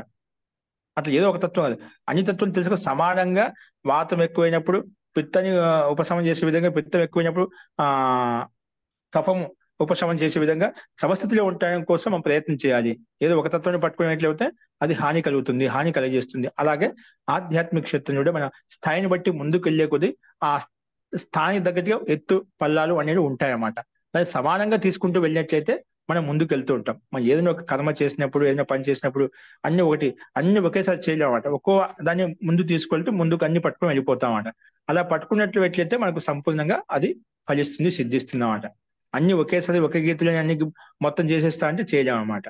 అందుకే నువ్వు ఒక తత్వాన్ని అంశంగా భావించి వైశ్వర ఆత్మగా భావించి నువ్వు ఆత్మకు పూజిస్తున్నావు. నువ్వు నా దగ్గరికి రాకపోయి ఉంటేనా నువ్వు కింద పడిపోయేవాడివి, నువ్వు నీ మూత్రశయం పగిలిపోయి ఉండేది అన్నట్టుగా ఈ రకంగా సంకేత రూపంలో ఒక్కొక్క అంశానికి ఆ తీసుకొని ఇక్కడ ఉపాసన చేస్తున్నావు. కాబట్టి అంశీభూతంతో ప్రధానంగా ఉన్నటువంటి అంశాన్ని బోధిస్తూ సంకేతిస్తూ ఇక్కడ ప్రస్తావించబడింది అన్నమాట. అందుకే మనం అది తెలుసుకోవడానికి వచ్చేవాటి మంచి పని ఏంటంటే ఇక్కడ ప్రస్తావించారనమాట. ఈ రకంగా ఇది షోడశ ఖండంలో కూడా ఈ రకంగా ప్రస్తావించబడింది. ఈ రకంగా మనకు దాదాపు 5 మంది మునులు ఏవైతే ఉన్నారో ఆ రాజు దగ్గరికి వచ్చినటువంటి వాళ్ళను 5 మంది ఈ రకంగా ప్రస్తావించామట. ఎందుకు ముందు నువ్వు ఏది దాన్ని ఆత్మగా ఉపాసన చేస్తున్నావో ముందు అది తెలుసుకుని అదే విధంగా వారికి సమానం చెప్పారు. కాబట్టి నీ దగ్గర ఐశ్వర్యం అయితే ఉందో నువ్వు చేసినటువంటి వైశ్వర ఆత్మ యొక్క అంశీభూతం కాబట్టి నువ్వు ఈ రకంగా నీకు హృష్టిపుష్టి కలుగుతుంది. అలాగే నీ కుటుంబంలో హృష్టిపుష్టితో యుక్తమైన తేజవంతులు కనిపిస్తున్నారు. ఇది ఆత్మ యొక్క ఒక దర్శనం, ఒక భాగం మాత్రమే, పూర్ణం కాదు. అయినప్పటికీ నువ్వెన్ని కలుగుతున్నాయి అంటే దాని యొక్క ప్రభావం చేత ఇవన్నీ ఉపలబ్ధం అవుతున్నాయి అనేది విషయాన్ని ఇక్కడ ఈ మంత్రాంశంలో చెప్పబడింది అన్నమాట. మహోదయ అస్తు జీ. ఇప్పుడు ఇక్కడ ఒక విషయం అర్థం లేదు మహోదయ. ఇప్పుడు మొదట్లో అడిగిన ఒక వ్యక్తికి అంటే మీ కులంలో ఇంత ఈ ఐశ్వర్యం, ఈ సంపత్తు ఇవన్నీ ఉన్నాయంటే కారణం దీన్ని నువ్వు ఈ ప్రత్యేక విషయాన్ని ఆత్మగా తీసుకొని ఉపాసన చేస్తున్నావు కాబట్టి అని అంటే ప్రత్యేక అంటే ఇప్పుడు సూర్యుడినో అలాగే ద్విలోకాన్నో అని చెప్పుకున్నావు కదా మహోదయ. అలా చేస్తున్నావు కాబట్టి నీకు ఐశ్వర్యం వచ్చిందని ఒక వ్యక్తికి చెప్పారు. అది అందరికీ అది చెప్పుకొని రావడంలో ఏమైనా ప్రత్యేక అర్థం ఉందా మహోదయ? ప్రత్యేక విశేషమైన విశేషార్థం ఒక్కొక్క తత్వం తీసుకున్నా ఆ ఏకాక శక్తి దానికి ఆ శక్తి వచ్చింది విని ఆయనకు ఉపలభిస్తున్నాయి అన్నమాట. ఒక తత్వం మీద ఉన్నాడు కాబట్టి అవన్నీ సిద్ధిస్తున్నాయి. దాంట్లో అందరూ ఒకే రకమైనటువంటి ఉపలబ్ధి మనకు అందరికి కావాల్సి మానవ జీవనంలో అందరికీ ఒకే రకమైన ఐశ్వర్యం అవసరం అన్నమాట. భిన్న అవసరం లేదు కదా. అందుకే కొంచెం పరివర్తనం, కొంచెం మార్పు ఉంటుంది ఐశ్వర్య సిద్ధిలో. అందుకే ఒక్కో చోట ఒక రకమైన స్థితి చెప్తాం. ఒక చోట బలానికి ప్రాధాన్యత ఇచ్చారు, ఒక చోట భిన్నతత్వానికి ప్రాధాన్యత ఇచ్చారు, పశు సంపదకి ప్రాధాన్యత ఇచ్చారు, ఒక చోట ఐశ్వర్యానికి ప్రాధాన్యత ఇచ్చారు. దాని ఐశ్వర్యం పుష్కలంగా ఉంటుంది. ప్రజలు పశు సంపద ఎక్కువగా ఉంటుంది, ప్రజలు అంతా కూడా నీ చుట్టూ ఉంటారు. ఒక చోట నీలో బలం ఎక్కువగా ఉంటుంది. దాంట్లో కొంచెం అంటే ఐశ్వర్య సిద్ధి మొత్తానికి జీవనం కొనసాగించేటువంటి ఐశ్వర్యకు లభిస్తుంది. ఒక విషయంలో లీనమై ఉన్నావు కాబట్టి, ధర్మబద్ధంగా న్యాయబద్ధంగా వెళ్తున్నావు కాబట్టి, ఇవన్నీ నీకు సహజంగా నీ ధర్మానుష్ఠానంగా నిష్ఠాపూర్వకం చేస్తున్నావు. ఇవన్నీ నీకు ఐశ్వర్యం, ఈ మానవ జీవనానికి కావాల్సిన మనుగడ కొరకు అవన్నీ నీకు లభించాయి అన్నమాట. ఇప్పుడు మీకు ఒకటే ఎందుకు మీకు తాత్పర్యమా, లేదంటే ఒకటే ఎందుకు వచ్చింది ఇంకా మిగతా రావచ్చు అని చెప్పి. ఇప్పుడు మానవ శరీరంలో ఏం అవసరం అవుతుంది? ఆ మానవ శరీరంలో కావాల్సిన తత్వాలు ఐశ్వర్యం ఏదైతే ఒక్కొక్క ప్రధానంగా ఉంటుందో ఒక్కొక్క విషయానికి ప్రాధాన్యత కలిగి ఉంటుంది అన్నమాట. దానికి అనుగుణంగా వాళ్ళకి ఒక్కొక్క ఐశ్వర్యం అనేది ప్రాధాన్యంగా ఉందన్నమాట, ప్రాధాన్యంగా తీసుకోబడింది. అస్తు మహోదయ. ఇప్పుడు అంటే నా ఉద్దేశం ఇక్కడ అడగడం ఏంటంటే ఇదే విషయాన్ని ప్రతి ఒక్క ఋషికి ఆ మహారాజు చెప్తున్నారు కదా అన్నదే నా ఉద్దేశం. ఇంకో విషయం ఏంటంటే మహోదయ, మహారాజా ఆ ముందు ఎవరు ఏ తత్వాలను ఉపాసనగా భావించి చేస్తున్నారు, ఎందుకు వీళ్ళకి 5 మంది ఐశ్వర్యవంతులు ధనవంతులు అయినా ఇంకా వీళ్ళకి ఎందుకు ఇంకా బ్రహ్మజ్ఞానం కలిగలేదు. నిజంగా వాస్తవంగా యథార్థంగా తెలుసుకుంటే వాళ్ళు బ్రహ్మజ్ఞానం కలిగదు. ఐశ్వర్యవంతులు అన్ని ఉన్నాయి, పుష్కలంగా ఉన్నాయి. అందుకు ముందు వారి యొక్క విషయం తెలుసుకున్నారు. నీ దగ్గర ఇలా చేస్తున్నావు కాబట్టి ఇది కూడా ఒక భాగమే, ఒక అంశభూతం. అందుకే ఇవన్నీ నీలో ఈ కారణం ఇవన్నీ నీకు లభిస్తుంది, ఇవన్నీ పుష్కలంగా ఉన్నాయి అని చెప్పాడు అంత. ఇప్పుడు దానికి సమానం చెప్తాను. ఇంకా వాస్తవంగా ఏ రకంగా చేయాలనేది మనకు ఇప్పుడు సంకేతిస్తాను అన్నమాట. ఇప్పుడు మహోదయ, ఇప్పుడు ఉపాసన చేయడం అంటే కళ్ళు మూసుకొని ఇప్పుడు సూర్యుని అయితే సూర్యుని ఎంతసేపు ధ్యానించడం అనేది వ్యవహార జీవితంలో జరగదు కదా మహోదయ. అలాంటప్పుడు మనం ప్రతి విషయంలో ఆ ఎవరినైతే ఉపాసిస్తున్నామో అది చూడాలనేదా ఇక్కడ తత్వం మహోదయ? ఏంటి మహోదయ ఉద్దేశం? అది ఉపాసన అంటే సూర్య యొక్క గుణగణాలు. నేను ముందుగా చెప్పాను ఈరోజు ప్రారంభంలో కూడా. ఇప్పుడు ఒక సూర్యుని ఆలోచిస్తున్నాం, పృథ్వీ తత్వాన్ని ఆలోచిస్తున్నాం, వాయుతత్వాన్ని ఆలోచిస్తున్నాం. వాయువు సమస్త ప్రాణులకు ఏ రకంగా ఉపయోగపడుతుంది వాటి విషయం విచారించడం. సమస్త ప్రాణుల యొక్క వాయుతత్వం లేకపోతే ప్రాణజీవనం కష్టంగా ఉంటుంది. ఆ వాయువు వల్ల సమస్తమైనటువంటి వాయుతత్వం కారణంగా సమస్తమైనటువంటి బ్రహ్మాండంలో క్రియాకలాపాలు జరుగుతున్నాయి. అంటే వాయు ప్రసరణ చేతనే సమస్త క్రియాకలాపాలు జరుగుతున్నాయి. అంటే మన పిండం లేని పాంచభూత శరీరం అంటాం. ఈ పిండం ఏ ఒక్కొక్క తత్వాన్ని తీసివేసినా ఎలా ఉంటుంది? ఆ శరీరం మిగిలిన 4 తత్వాలు ఉండి కూడా ఏం చేయదన్నమాట. అంటే ఒక్కొక్క అంశంలో ప్రధానభూతంగా మనకు ఉంది. అలాగా ఒక్కొక్క తత్వాన్ని తీసుకుని, ఒక్కొక్క వ్యక్తి మీద తీసుకుని, మన ఒక పిండం మీద, ఒక వస్తువు మీద, ఒక పదార్థం మీద వాయు యొక్క తత్వాన్ని తీసుకుని విచారం చేయడం మనసులో మనం మొదలు పెట్టాలన్నమాట.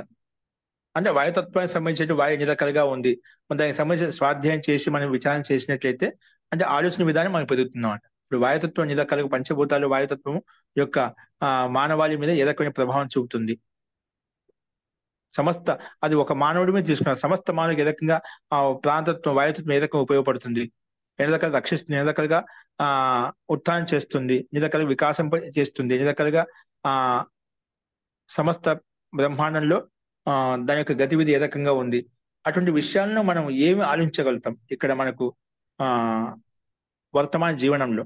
అది మనం అలా విచారణ చేసినట్లయితే ముందుగా ప్రారంభంలో నిలబడటానికి ప్రయత్నం చేస్తాము. ఇప్పుడు సూర్యుడైనా చంద్రుడైనా దాంతో కొంచెం నిలబడిన తర్వాత ఆలోచన విధానం సామాన్యంగా మనకు ఆలోచన శక్తి వచ్చేస్తుంది అన్నమాట. ఇప్పుడు ఈ వాయుతత్వం లేకపోతే మనం జీవించడం కష్టంగా ఉంది. సమస్త ప్రాణులు, పశు పక్షులు, క్రిమికీటకాలు ఈ వాయుత్వం నివసిస్తున్నాయి.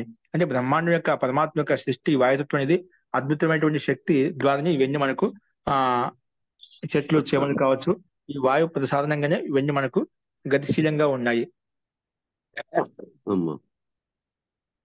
ఆ రకంగా మనము సూక్ష్మంగా మనం విచార శక్తిని పెంచుకోవడం కోసం దానికి సంబంధించినటువంటి స్వాధ్యాయం చేసినట్లయితే ఇంకా ఆలోచించవచ్చు అనమాట. ధన్యవాదం మహోదయ. అవగత మహోదయ, ధన్యవాదాలు.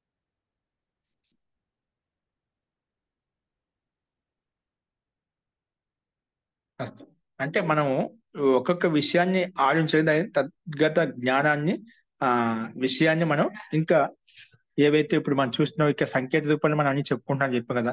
ఇప్పుడు ఆ సూర్యతత్వం, ఇప్పుడు సూర్యుని యొక్క పంచభూతాల తత్వాలు మనకు ఉపయోగపడుతున్నాయి. వాటిని మనకు వర్తమానంగా ఏవైతే వాటిని మనం విచారిస్తామన్నమాట. ఆ విచార శక్తి సూక్ష్మంగా పరివర్తన చెందుతూ ఉంటుంది. ముందు దానికోసం మనం కూర్చున్నట్లయితే మనం అన్ని నా దగ్గర ఉన్నప్పుడు నేను కూర్చుంటాను, అన్ని వచ్చేసినప్పుడు నేను కూర్చుంటా అంటే అన్ని ఒకేసారి ఏవి రావన్నమాట. అన్ని ఒకేసారి ఏవి రావు. నువ్వు కూర్చుని మొదలుపెట్టి ఇప్పుడు వాయుతత్వం అని చెప్పాం, జలతత్వం అని చెప్పును, ఆ అంశం ఏ రకంగా ఉందో ఆ అంశం చూస్తూ ఉన్నట్లయితే నీకు ఆ ఆలోచన విధానం ఆ స్థితికి సంపాదించుకున్నప్పుడు నీకు ఖచ్చితంగా ఆ విచారధారణ అనేది నీలో ఉత్పన్నమవుతుంది అన్నమాట. కాబట్టి ముందుగా సంకేత రూపంలో ముందు అక్కడ నిలబడడం అనేది అలవాటు చేసుకోవాలి. ఆ తత్వం మీద నిలబడడం చేసుకోవాలన్నమాట. అది నిదానంగా అభ్యాసం చేసే కొద్దీ నీకు ఆ వైచారిక శక్తి పెరుగుతుంది. అస్తు అస్తు మహోదయ. ఈ రకంగా మనము చెప్పండి. మనం ఇప్పుడు మనం హృదయం పైన ధ్యానం పెట్టి చేయమంటున్నాం కదా, మరి అప్పుడు భగవంతున్నే మన హృదయం పైన పెట్టి మనసు పెట్టి ధ్యానం చేయాలంటున్నాం. అయితే ఆ వైశ్వానరుణ్ణేనా? ఇవన్నీ కాదు కదా, భగవంతునే కదా మనం చేసేది. హృదయం పైన పెట్టి ధ్యానం చేయడం. ఇప్పుడు మనం చెప్పడానికి ఉపాసన రకాల పద్ధతి మనం చూస్తున్నాం. ఒక పిండంలో బ్రహ్మాండంలో పిండం తత్వాన్ని తీసుకొని చెప్తున్నామట. అతను సూర్యుని ఉపాసనగా, చంద్రుని ఒకరు, నక్షత్రాన్ని ఒకరు, ద్విలోకాన్ని ఒకరు, ఆ తత్వం మీద నిలబడి చెప్తున్నామట. మొత్తం ఆలోచన ఆ ద్విలోకం ఎలా ఉంటుంది అది ఒకటి ఆలోచిస్తున్నామట. పృథ్వీ మీద ఎలా ఉంటుంది, వాయువులు ఎలా ఉంటుంది, అది ఒక తత్వాన్ని చూసి చేస్తున్నామట. అలా చేయడం అది కాదు, సంపూర్ణం కాదు. మొత్తం సంపూర్ణంగా నువ్వు పరమాత్మ యొక్క ఒక భాగం చేస్తున్నావు. ఇప్పుడు మన పంచభూతం అంటే పరమాత్మలో సంపూర్ణ భాగం అనమాట. ఇవన్నీ కేవలం ఒక భాగం కదా, ఒక భాగంతో మనకు పని కావడం లేదన్నమాట. సంపూర్ణ భాగం తెలుసుకున్నప్పుడే మనకు ఏదైనా సిద్ధిస్తుంది. ఇప్పుడు మా పాంచభూత శరీరంలో కేవలం ఒక తత్వం ద్వారా మనము నేను శరీరం నడిపిస్తా అంటే ఎంతో నడిపించగలవు, నేను నీళ్ళ ద్వారా నడిపిస్తాను ఎంతో నడిపించగలుగుతావు, కొంత నడిపించగలవు. తర్వాత మిగిలిన తత్వాలు కూడా అవసరం అవుతాయి. అందుకే సంపూర్ణంగా తెలుసుకుని సంపూర్ణమైనటువంటి జ్ఞానాన్ని మనం అందజేయాలి. సంపూర్ణమైనటువంటి దేనికి ఏ పదార్థానికి ఏ పిండానికి ఎక్కడ ఏ పదార్థం ఎలా ఉంటుందో దానికి తగినటువంటి సామాగ్రి మనం అందజేయాలి ఏ కర్మ చేసినా కూడా. అందుకే నువ్వు నా దగ్గరికి రాకపోతే నువ్వు నష్టమయ్యేవాడివి అని చెప్పి రకరకాల విషయాన్ని ప్రస్తావించబడింది. ఇప్పుడు మీరు చెప్పినట్టుగా హృదయ స్థానంలో మనం చేయాలంటే అది చెప్తూ ప్రకారంలో ఇది ఒక మన భిన్న ప్రకారం చెప్పుకున్నాం. అది యోగ శాస్త్రం చెప్పిన ప్రకారంగా భిన్న భిన్న దర్శన శాస్త్రం చెప్పిన విధంగా కొన్ని హృదయ స్థానంలో కొన్ని కంఠకూపంలో నాసికాగ్రంలో రకరకాల బ్రికుటుమలు చేస్తూ ఉంటాడు. అది ముందు స్థానం నిలబెట్టుకోవడం అన్నమాట. స్థానం నిలబెట్టుకోవడం అంటే ముందు అక్కడ నిలబడి మనం ఏదో ఒక అనుష్ఠానం మంత్రానుష్ఠానం చేసినట్లయితే గాయత్రి అనుష్ఠానం చేసినట్లయితే అంతవరకు ఏమవుతుందంటే ఆ స్థిరపడినప్పుడు ఒకే తత్వం మీద మనము నిలబడినప్పుడు అది నిదానంగా ఏకాగ్ర స్థితిని ఉత్పత్తి చేస్తుంది అన్నమాట. జీ విజయలక్ష్మి గారు. అస్త మహోదయ అంటే ఇప్పుడు అర్థమైంది. జీ అంటే ఏం ఇప్పుడు మనం హృదయాకాశంలో హృదయం మీద ఏం చేస్తాం, మన దృష్టి ఒక కేంద్ర బిందు మీద ఉంటుంది. గట్ట మంత్రం ఒక మంత్రం తీసుకొని గాయత్రి అనుష్ఠానం తీసుకొని ఓంకార అనుష్ఠానం ద్వారా మనం అలా జపానుష్ఠానం చేస్తూ ఉంటాం. దాని తత్వం లీనమైపోవాలన్నమాట. ఆ లీనమైనప్పుడు ఏమవుతుందంటే ఆ స్థిరపడినప్పుడు నీకు ఆ శబ్దం అనేది స్థగితమైపోయి విచారణ శక్తి స్టార్ట్ అవుతుంది అన్నమాట. దాని యొక్క అర్థం మీద నువ్వు ఫోకస్ చేసేటప్పుడు అంటే అందుకే ప్రతిదీ కూడా మనకి అర్థపూర్వకంగా అప్పుడు మంత్రాన్ని తీసుకుంటే దాన్ని అర్థపూర్వకం చేసినప్పుడు అంటే శబ్దం ఉన్నంత వరకు శబ్దం దాటిపోయిందా అర్థం మీద ఫోకస్ చేసినప్పుడు అది నీకు ధ్యాన స్థితిలోకి తీసుకెళ్తుంది. ఆ ధ్యాన స్థితిలో నీకు సంపూర్ణంగా అభివ్యక్తం అవుతుంది, ప్రకాశవంతంగా పూర్తిగా నీకు కనిపిస్తుంది. ఈ శబ్దానికి ఇది ఒకటే అర్థం అనుకున్నాం, అది పూర్తిగా ఇంకా ఎన్ని రకాలుగా ఏ విధంగా మనకు ఉపయోగపడుతుంది, ఏ రకంగా దోహదపడుతుంది, దాని యొక్క వాస్తవిక స్వరూపం ఏంటి, ఆ స్వరూపం అంతా నీకు ఆ మనసు స్థిరపరిచినప్పుడు నీకు యథార్థంగా కనిపిస్తున్నాను. ఆలోచన విధానం అసలు నాలో ఏ ఉన్నాను, నాలో ఏ సంస్కారం, ఏమి ఆలోచిస్తున్నాను, ఏ విచారిస్తున్నాను, ఇవన్నీ మనం ముందు ఒక స్థానం నిలబెట్టుకున్నప్పుడు ఇవన్నీ అర్థమవుతాయి. అంతవరకు మనకు కేవలం మన కథనం మాత్రమే చెప్పుకోగలుగుతాం కానీ మనం ఏం చెప్పలేము అనమాట. ఎవరిలో ఏముంటుందని మనం చెప్పలేం. ఒక్కొక్కరిలో ఒక రకమైన విశేషమైన సంస్కారం ఉండొచ్చు అనమాట. మనం ఇప్పుడు ఎన్ని కేవలం అంటే అన్ని మనకు తెలిస్తేనే కూర్చొని చేస్తా అంటే ఎప్పటికీ రాదు, అది సాధ్యమే కాదు, అలా చేయలేము. అన్ని ఒకేసారి ఎప్పటికీ రాదు. ఒకేసారి ఎవరు విద్వాంసుడు కాలేదు, ఒకేసారి ఎవరు యోగి కాలేదు. నిదానంగా అక్కడ వెళ్ళినప్పుడు ఆ ప్రయాణం చేసినప్పుడే ఒడిదుడుకులు మనకు ఎదురవుతాయి అన్నమాట. జీ విజయలక్ష్మి గారు. ఇంకొక విషయం అంటే జనరల్ ఇది ఉత్తరం వైపు యజమానుడు కూర్చుంటే అన్ని ఐశ్వర్యం కలుగుతాయి అంటారు. ఎట్లా, ఏ విధంగా? ఉత్తరం వైపునే ఉండాలి, దక్షిణ వైపు ఉండద్దు అంటారు. ఎట్లా అది జనరల్? ఉత్తరం వైపు కూర్చుంటే అన్ని ఐశ్వర్యాలు కలుగుతాయని చెప్తారా? ఉత్తరం వైపే ఉండాలి యజమానులు, అప్పుడు మనకు మంచి జరుగుతుంది. ఎట్లా జరుగుతుంది అంటే ఉత్తరం వైపు అంటే ఇప్పుడు అంటే ఇక్కడ మనకు దక్షిణాయన మార్గం ఉత్తరాయణ మార్గం చెప్తున్నారా? ఉత్తర వైపు అంటే అది ప్రకాశమైన స్థితి అన్నమాట. నువ్వు ఉత్తరాయణ మార్గం నుంచి ఉత్తరాయణ మార్గం కూర్చుంటే ఆ రకమైన కర్మలు చేస్తే ప్రకాశవంతమైన కర్మలు చేయాలి. అంటే దాన పుణ్య కర్మలు చేసినప్పుడు నీ ఆ శక్తి ఆ బుద్ధి నెల ఉత్పన్నం అవుతుంది. దాని ద్వారా నీకు వికాసం కలుగుతుంది. కేవలం కూర్చుంటే నీకు ఐశ్వర్యం కలుగుతుంది, అన్ని సకల సామాగ్రి కాదు. ఆ రకమైన కర్మలు కూడా చేయాలన్నమాట. కేవలం మనం ఇలా చేయమని చెప్పాలంటే దాంతో మీకు అన్ని సకలంగా సిద్ధిస్తాయని తాత్పర్యం కాదు. ఆ రకమైన కర్మలు చేయాలి. దక్షిణ మార్గం అనేది ఉత్తర వైపులో ఉండి మనం ఆ కర్మలు చేయాలి. ఒకటి ఏదైనా ఒక యజ్ఞానుష్ఠాన కర్మలు చేసినప్పుడు ఒక్కొక్క దిశకు ఒక ప్రాధాన్యత ఉంటుందన్నమాట. ఈ కర్మలు చేసి ఇలా చేయాలి, ఈ దిశలో చేయాలి, ఈ కర్మ చేసి ఈ దిశలో ఉండాలి. అది ఉత్తర దిశ అనేది ఒక అనుష్ఠాన కర్మలో ఒక దిశని చెప్పామన్నమాట. ఇప్పుడు ఏదైనా ప్రారంభంలో మనం ఏదైనా ఉదయించేటప్పుడు అయితే పొదువాడి ముఖం కూర్చొని బ్రహ్మయజ్ఞం చేసుకుంటాము, సంధ్య చేసుకుంటాము. సాయంత్రం పశ్చిమ ముఖం కూర్చొని చేసుకుంటే సూర్యుడు ఉదయించి ఏదో ముఖం ఎక్కడైతే ఉదయిస్తుందో ఆ ముఖం వైపు కూర్చొని మనం ఉపాసన చేస్తామన్నమాట. అది ఆ ప్రకాశం మనకు ఆ తేజవంత రూపం మనకు ఆ కిరణాలు ఏవైతే ఉన్నాయో మనకు మనలో ఒక సత్వగుణాన్ని సాత్వికతను ఉత్పత్తి చేస్తాయన్నమాట. అలాగే సాయంత్రం కూడా అస్తమించేటప్పుడు పశ్చిమ ముఖంలో మనం అస్తమిస్తుంటాయి కాబట్టి ఆ వచ్చే కిరణాలు ఏవైతే ఉన్నాయో ప్రకాశ కిరణాలు ఏవైతే ఉన్నాయో నీలో ఒక సత్వగుణాన్ని ఓతపోతం చేస్తాను, ప్రకాశం నీలో తీసుకొస్తాను, సక్రియతను తీసుకొస్తాయన్నమాట. ఆ రకంగా మనలో ఒక సాత్వికతను ఉత్పత్తి చేస్తుంది. ఆ ప్రకాశం నీలో భావనాత్మకంగా నిన్ను ప్రేరేపిస్తుంది. అలాగే ఉత్తర మార్గంలో కూడా మనం ఉండడం, కూర్చోవాలని, కొన్ని కర్మలు చేయడానికి చెప్తుంటాం. అది సందర్భాన్ని బట్టి, అన్ని ఎల్లప్పుడూ అట్లా కూర్చోవాలి కదా, కర్మ విశేషణ బట్టి నీకు అక్కడ దిశను నిర్ధారించబడింది అన్నమాట. అటువైపు ఉండాలి అంటున్నాను. యజమానులు ఉత్తర వైపు ఉండాలి అంటున్నారు అని. అది ఒక వాస్తు దిశ ప్రకారం ఇప్పుడు మనకి ఉత్తర వైపు ఉండాలి, దక్షిణ వైపు ఉండాలి, కొన్ని ఉంటాయి కదా. దానికి ప్రభావం పడుతుంది, వాతావరణం యొక్క ప్రభావం పడుతుంది, బ్రహ్మాండం యొక్క సూర్యుని యొక్క ప్రభావం, చంద్రుని యొక్క ప్రభావం ఆ దిశలో ఉన్నప్పుడు ఆ రకమైనటువంటి వాతావరణము, సూర్యుని వల్ల చంద్రుని వల్ల వచ్చేటువంటి గ్రహ నక్షత్రాల వల్ల వచ్చేటువంటి ప్రభావం మనకు వాతపిత్త కఫల మీద ఆధారపడి ఉంటుంది. కాబట్టి దాన్ని బట్టి కూడా అవి సూక్ష్మంగా మన మీద ప్రభావం ఖచ్చితంగా చూపుతాయి. అవి వ్యక్తి యొక్క ఇప్పుడు మీరు ఏ ఉపలక్షణం చెప్పేదైనా ఒక వాస్తు గృహంలో ఉండే యజమానుల గురించి ప్రస్తావిస్తుందా, ఒక అనుష్ఠానంలో ఉండే ప్రస్తావిస్తుందా, అది ఏదైనా కర్మ విశేషాన్ని బట్టి మన మీద ఖచ్చితంగా ప్రభావం ఉంటుంది. అది కర్మ విశేషము. ఏ సందర్భంలో ఒక ఇంటి వాస్తు ప్రకారంగా చెప్పినట్లయితే పోయి ఇంట్లో ఉంటున్నాం, ఉత్తర దిశలో ఉండాలి, దక్షిణ ముఖంలో వాకిలు ఉండాలి, ఉత్తర దిశలో ఇలా ఇల్లు ఉండాలి, కిటికీలు ఉండాలి, మనం ఒకటి వాస్తు ప్రకారం చెప్పుకుంటాం. అది మన బ్రహ్మాండంలో సూర్యుడు చంద్రుడు యొక్క గ్రహ నక్షత్రాలను బట్టి, వాటి యొక్క వాయు ప్రసారం బట్టి, వాటి యొక్క స్థితిగతి మన మీద ప్రభావం పడుతుంది. ఆరోగ్యవంతంగా ఉన్నట్లయితే మనం ఇవన్నీ కూడా మనము అన్ని పుష్కలంగా మనకు మస్తిష్కాన్ని కూడా సక్రమంగా ఉంటే మంచి పనులు చేయగలుగుతాం అంట అని సుచారూపంగా ఉంటాం. దానికి వ్యతిరేకంగా మనం ఉన్నట్లయితే అవుతుంది, అది మనం శరీరం మీద ప్రభావం చూపుతుంది. శరీరం ప్రభావం చూపినప్పుడు శరీరం లేకపోతే మన ఆలోచన విధానం తగ్గిపోతుంది, మానసికత కృంగిపోతుంది అన్నమాట. అన్ని దోషాయుక్తంగా ఉంటామని పాపాలు చేస్తాం, పాపకర్మలు చేస్తాం అన్నమాట. అంటే మనకి ఎల్లప్పుడూ ఒక ఉత్తరదిశలో ఒక ప్రకాశం యొక్క చిహ్నం కాబట్టి ఒక ఎంత వెలుగుతూ ఉంటుంది, ప్రకాశం వైపు తీసుకెళ్తుంటుంది. అలాంటి భావనాత్మకంగా మనకు మానసిక ప్రభావం చేత ఉంటుంది. కాబట్టి అటువంటి వ్యక్తులు సాత్వికంగా ఉంటూ సత్వకర్మలు చేసుకుంటూ, సాత్విక పుణ్యకర్మలు చేసుకుంటూ ముందుకు వెళ్తుంటారు, అందుకే వృద్ధి చెందుతారు అన్నమాట. ఆ రకంగా మనం తీసుకోవాలి. అస్తు మహోదయ, ఇప్పుడు మీరు అడిగిన ప్రశ్న వాస్తుకు సంబంధించిన లాగా ఉంది మహోదయ. నా వరకు అది వాస్తు గురించే చెప్తున్నాను.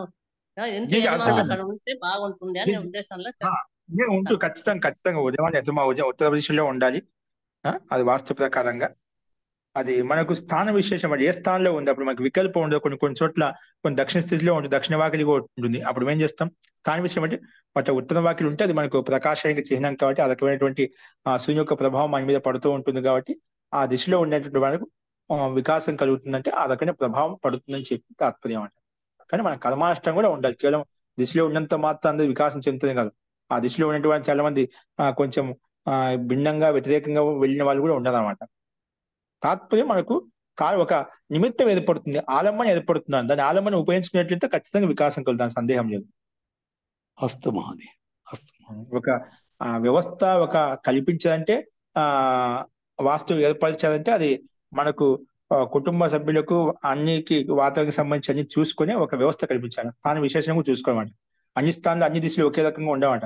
అక్కడ దక్షిణ దిశలో ఉండాలి తప్పదు, అక్కడ పశ్చిమ దిశలో ఉండాలి తప్పదు. అక్కడ ఎక్కడ ఏ స్థాన విశేషంలో ఉన్నా ఆ స్థాన విశేషాన్ని బట్టి, ఆ సమయాన్ని బట్టి, ఆ పరిస్థితిని బట్టి మనం ఆ దిశను ఎన్నుకోవాల్సి వస్తుందన్నమాట. మహోదయ, ఇప్పుడు మీరు చెప్పిన కల్పించదు మనకు వాస్తవిక ఏవైతే ఉన్నాయో అవన్నీ తథ్యాలండి. ఖచ్చితంగా అలా ఉంటే మనకు సూక్ష్మ ప్రభావం పడుతుంది. అవి మనకు స్థూలంగా అర్థం కానీ సూక్ష్మంగా ఉండే వాళ్ళకు, సాధకులకు అది తెలుస్తుంది. సామాన్య లౌకిక వ్యక్తులకు ఇవన్నీ అర్థం కావు. మహోదయ, ఇప్పుడు మీరు చెప్పిన విషయం నేను అర్థం చేసుకోవడంలో ఏంటంటే, ఇప్పుడు సూర్యుడు, పృథివీ, ఆకాశము, ద్విలోకము అని ఆపహ అని 5 విషయాల్ని వాళ్ళు ఒక్కళ్ళు చెప్పారంటే అది కనిపించే విషయాలు. ఇప్పుడు ఇంకా ఏదైతే సర్వం అంటే పూర్తి పరమాత్మ ఎవరైతే నిరాకారుడో నిరూపుడో ఆయన గురించి ఎలా ధ్యానం చేయాలి, ఉపాసన చేయాలి అనేది ఇంకా రాజా చెప్పబోతున్నాడు. అంతే కదా మహోదయ? అది కేవలం మనం 5 మంది మునులు ఎవరైతే ఉన్నారో వాళ్ళ ప్రశ్న జిజ్ఞాసపూర్వకంగా వచ్చినప్పుడు వారికి ముందు మీరు ఏ దాన్ని ఉపాసన చేస్తున్న తెలుసుకున్నారో, మీరు ఉపాసన చేస్తున్నారు కాబట్టి మీరు కూడా వైస్మాన ఆత్మక బ్రహ్మ యొక్క ఒక అంశీభూతం కాబట్టి దానివల్ల మీరు ఇలా చేస్తున్నారు, నీకు ఈ ఉపలబ్ధి కలుగుతుంది, ఈ రకంగా నీకు సకలంగా ఉన్నాయని చెప్పి అంతవరకు వచ్చింది. తర్వాత సమాధానం ఇంకా వస్తుందండి. ఓకేనా? ధన్యవాదం మహోదయ. అస్తు. ఓకే అండి. అంటే మనకు కొన్ని సంకేతాలు మనం ముఖ్యంగా ఒకటి చెప్తాను. దీంట్లో మనము నేను ఎప్పుడు చెప్పాను అన్ని ఒకేసారి మనకు ఇవన్నీ సంకేతాలు అర్థం కావు. మనము నిరంతరంగా ఒక విషయం మీద మనకి ఏదైనా ఒక విషయాన్ని మంత్రానుష్ఠానం తీసుకుని, ఓంకారానుష్ఠానం కానీ, గాయత్రి అనుష్ఠానం కానీ, ఇది ఒక మంత్రం తీసుకొని దాని యొక్క అర్థసహితంగా విచారణ చేసినట్లయితే, భావాతీతంగా విచారణ చేసినట్లయితే, అంటే దాని అర్థసహితంగా ఏదైతే అర్థం దాని మీద ఫోకస్ అక్కడే ఉండేవాట. అలా చేయంగా నీకు ఒక స్థిరత ఏర్పడుతుంది, ఆశయ సిద్ధి లభిస్తుంది అనమాట. అప్పుడు నీకు ఆ క్షమత ఆటోమేటిక్ పెరుగుతుంది. ఏం చేయాలి మనం చెప్పాల్సిన అవసరం లేదన్నమాట. మనం ఎందుకంటే కూర్చోకూడదు అన్ని మాట్లాడినప్పుడు మనకు అన్ని తెలుస్తాయి, ఏమి తెలియవు మనకు అక్కడ. అక్కడ మనం ప్రయాణం చేసినప్పుడు ఎక్కడ గుంతలు ఉన్నాయి, ఎక్కడ ఎత్తు పల్లాలు ఉన్నాయి మనకు తెలుస్తుంది తప్పితే కూర్చొని ఇక్కడ ఈ టైంలో ఇంత ప్లేస్ లో ఇంత స్థూలాత్మక చెప్పొచ్చు, సంకేత రూపం అని చెప్పాం, మార్గం బాగుంటుందని చెప్పాం అంతే. ఆ మార్గంలో ఎక్కడెక్కడ ఏ కష్టం వస్తుంది పూర్తిగా సాఫీగా ఉంటుంది చెప్పడానికి లేదు. సాఫీ అంటే మన యొక్క చేసేటువంటి కర్మను బట్టి ఉంటుంది. సాఫీ అంటే అది ఎప్పుడు సఫలంగా ఉంటుంది, మన దాన్ని అనుకూలంగా చేసుకుంటూ వెళ్తున్నామాట. అది మనలో ఉంటుంది, మన విధానంలో ఉంటుంది అన్నమాట. అంటే మనం మన కనిపింపు కలిగిందండి, కనిపింపు కలిగింది. నమస్తే మహోదయ. అందుకే ఒక 3 రోజులు మీరు మమ్మల్ని అందరినీ ఒక చోట కూర్చోబెట్టి ధ్యానానికి కూర్చోబెట్టాలి మహోదయ. చేద్దాం, 3 రోజులతో కాదు, కనీసం ఒక వారం పెట్టుకుందాం, యోగ శిబిరం పెట్టుకుందాం. అది పెట్టుకుంటే అప్పుడు అభ్యాసమే వస్తుంది, అభ్యాసం మీద రావాలి. అలాగే నిష్ఠాపూర్వకంగా. ఇంకోటి మీకు ఎలా ఉంటుంటే మనకు అంటే వాతావరణం మన క్రియేటివ్ వాతావరణం వల్ల కూడా అలాంటి ప్రభావం పడుతుందండి. అంటే ఒకసారి అందుకే చాలా మంది బయట ధ్యాన కేంద్రం పెట్టిన వాళ్ళు పిరమిడ్ అని చెప్పి అలా అని చెప్పి ఏమవుతుందంటే కొంచెం శాంతంగా అక్కడ ఏముంటుంది కాదు, ఎవరు చేసినా కూడా మనశ్శాంతి కాదు. అంటే ముందు మన మనసులో ఏ విచారాల యొక్క ధోరణి అయితే పరిగెడుతుందో, విచారాలు మనకు నిరంతరంగా మనకు వేధిస్తున్నాయో ఆడి గురించి ఆ వాతావరణం క్రియేట్ చేసేసరికి ఏమవుతుందంటే కాసేపు అన్ని పక్కన పెట్టి మనశ్శాంతి కూర్చుంటాం. ఆ మనసు వదిలేసినందుకు నీకు మనశ్శాంతి కలిగింది. అక్కడ ఆ కాసేపు అన్ని మర్చిపోయి ఆ వాతావరణం కూర్చునేకి నీకు మన డైవర్ట్ అయిపోయింది అన్నమాట. ఆ ప్రశాంతంగా ఏం ఆలోచన కూర్చున్నప్పుడు కొంచెం మనశ్శాంతి కలుగుతుంది. అప్పుడు అంత రిలాక్స్ అయిపోతుంది, బ్యాటరీ రీఛార్జ్ అయిపోయినట్టు. నిద్రపోయి చేస్తే ఎలా ఉంటే ప్రశాంతంగా ఉండేట్టుగా ఏ విధంగా మనకు ఆనందాన్ని కలిగజేస్తుందో అలా కాసేపు అన్ని నిలబెట్టేసరికి ఏమవుతుంది, అంత వేగవంతమైన మనసు నిలబెట్టేసరికి ఏమవుతుందంటే ఫిజిక్ శాంతి కలిగినట్టుగా ఉంటుంది అన్నమాట. నేను ఇక్కడ కూర్చుని ధ్యానం చేసి నాకు ఉపలబ్ధి కలిగింది.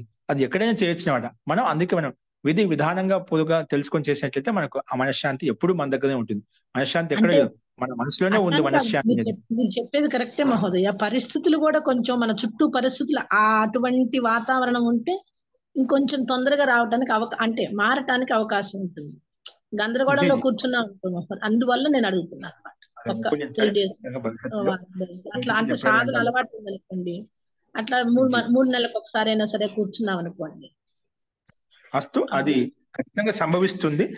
కాకపోతే మనం దానికోసం అలా వెయిట్ చేయకుండా మనం ఎక్కడున్నామో, ఏ స్థానంలో ఉన్నామో, ఎవరు ఎక్కడైతే ఉన్నారో అదే స్థానంలో ఉంటూ పరమాత్మ అంతటా వ్యాపించుకునే సాక్షిగా భావించి మనం ఎక్కడ ఉన్న వాళ్ళు అక్కడ మన ప్రయత్నం నిరంతరం కొనసాగిస్తూ ఉండాలి. నీ సాధనని ఉత్కృష్టంగా నిరంతరంగా నువ్వు అదే నిష్ఠత కలిగిన చేస్తూ ఉన్నా కూడా ఖచ్చితంగా అలాంటి సమయం ఖచ్చితంగా ప్రతి ఒక్కరికి వస్తుంది. నేనని కాదు, ఎక్కడ అలాంటి అవకాశం పరమాత్మ కల్పిస్తాను. యోగే యోగస్య ఉపాధ్యాయ అని చెప్తుంటామట.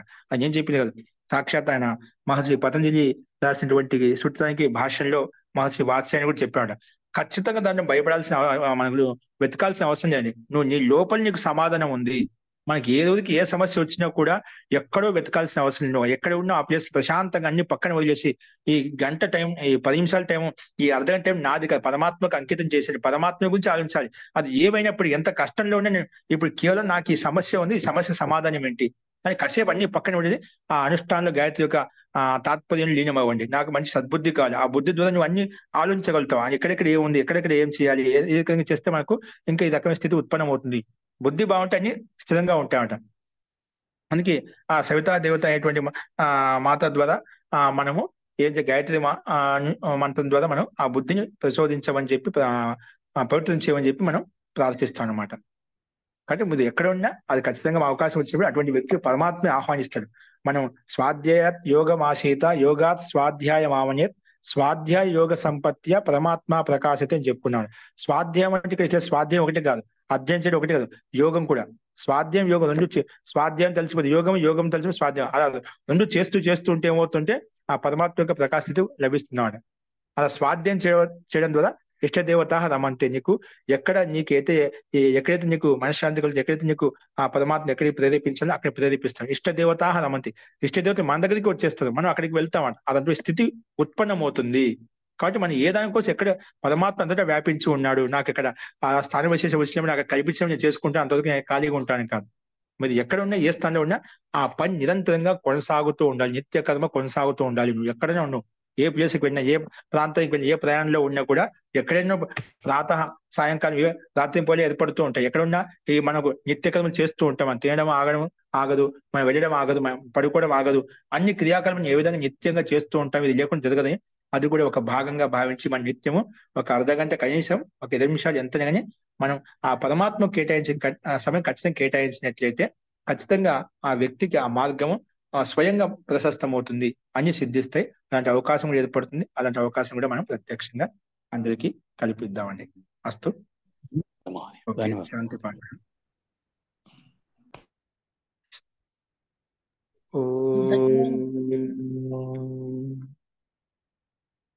సర్వే భవంతు సుఖినః, సర్వే సంతు నిరామయాః, సర్వే భద్రాణి పశ్యంతు, మా కశ్చిత్ దుఃఖభాగ్ భవేత్. ఓం శాంతి శాంతి శాంతి.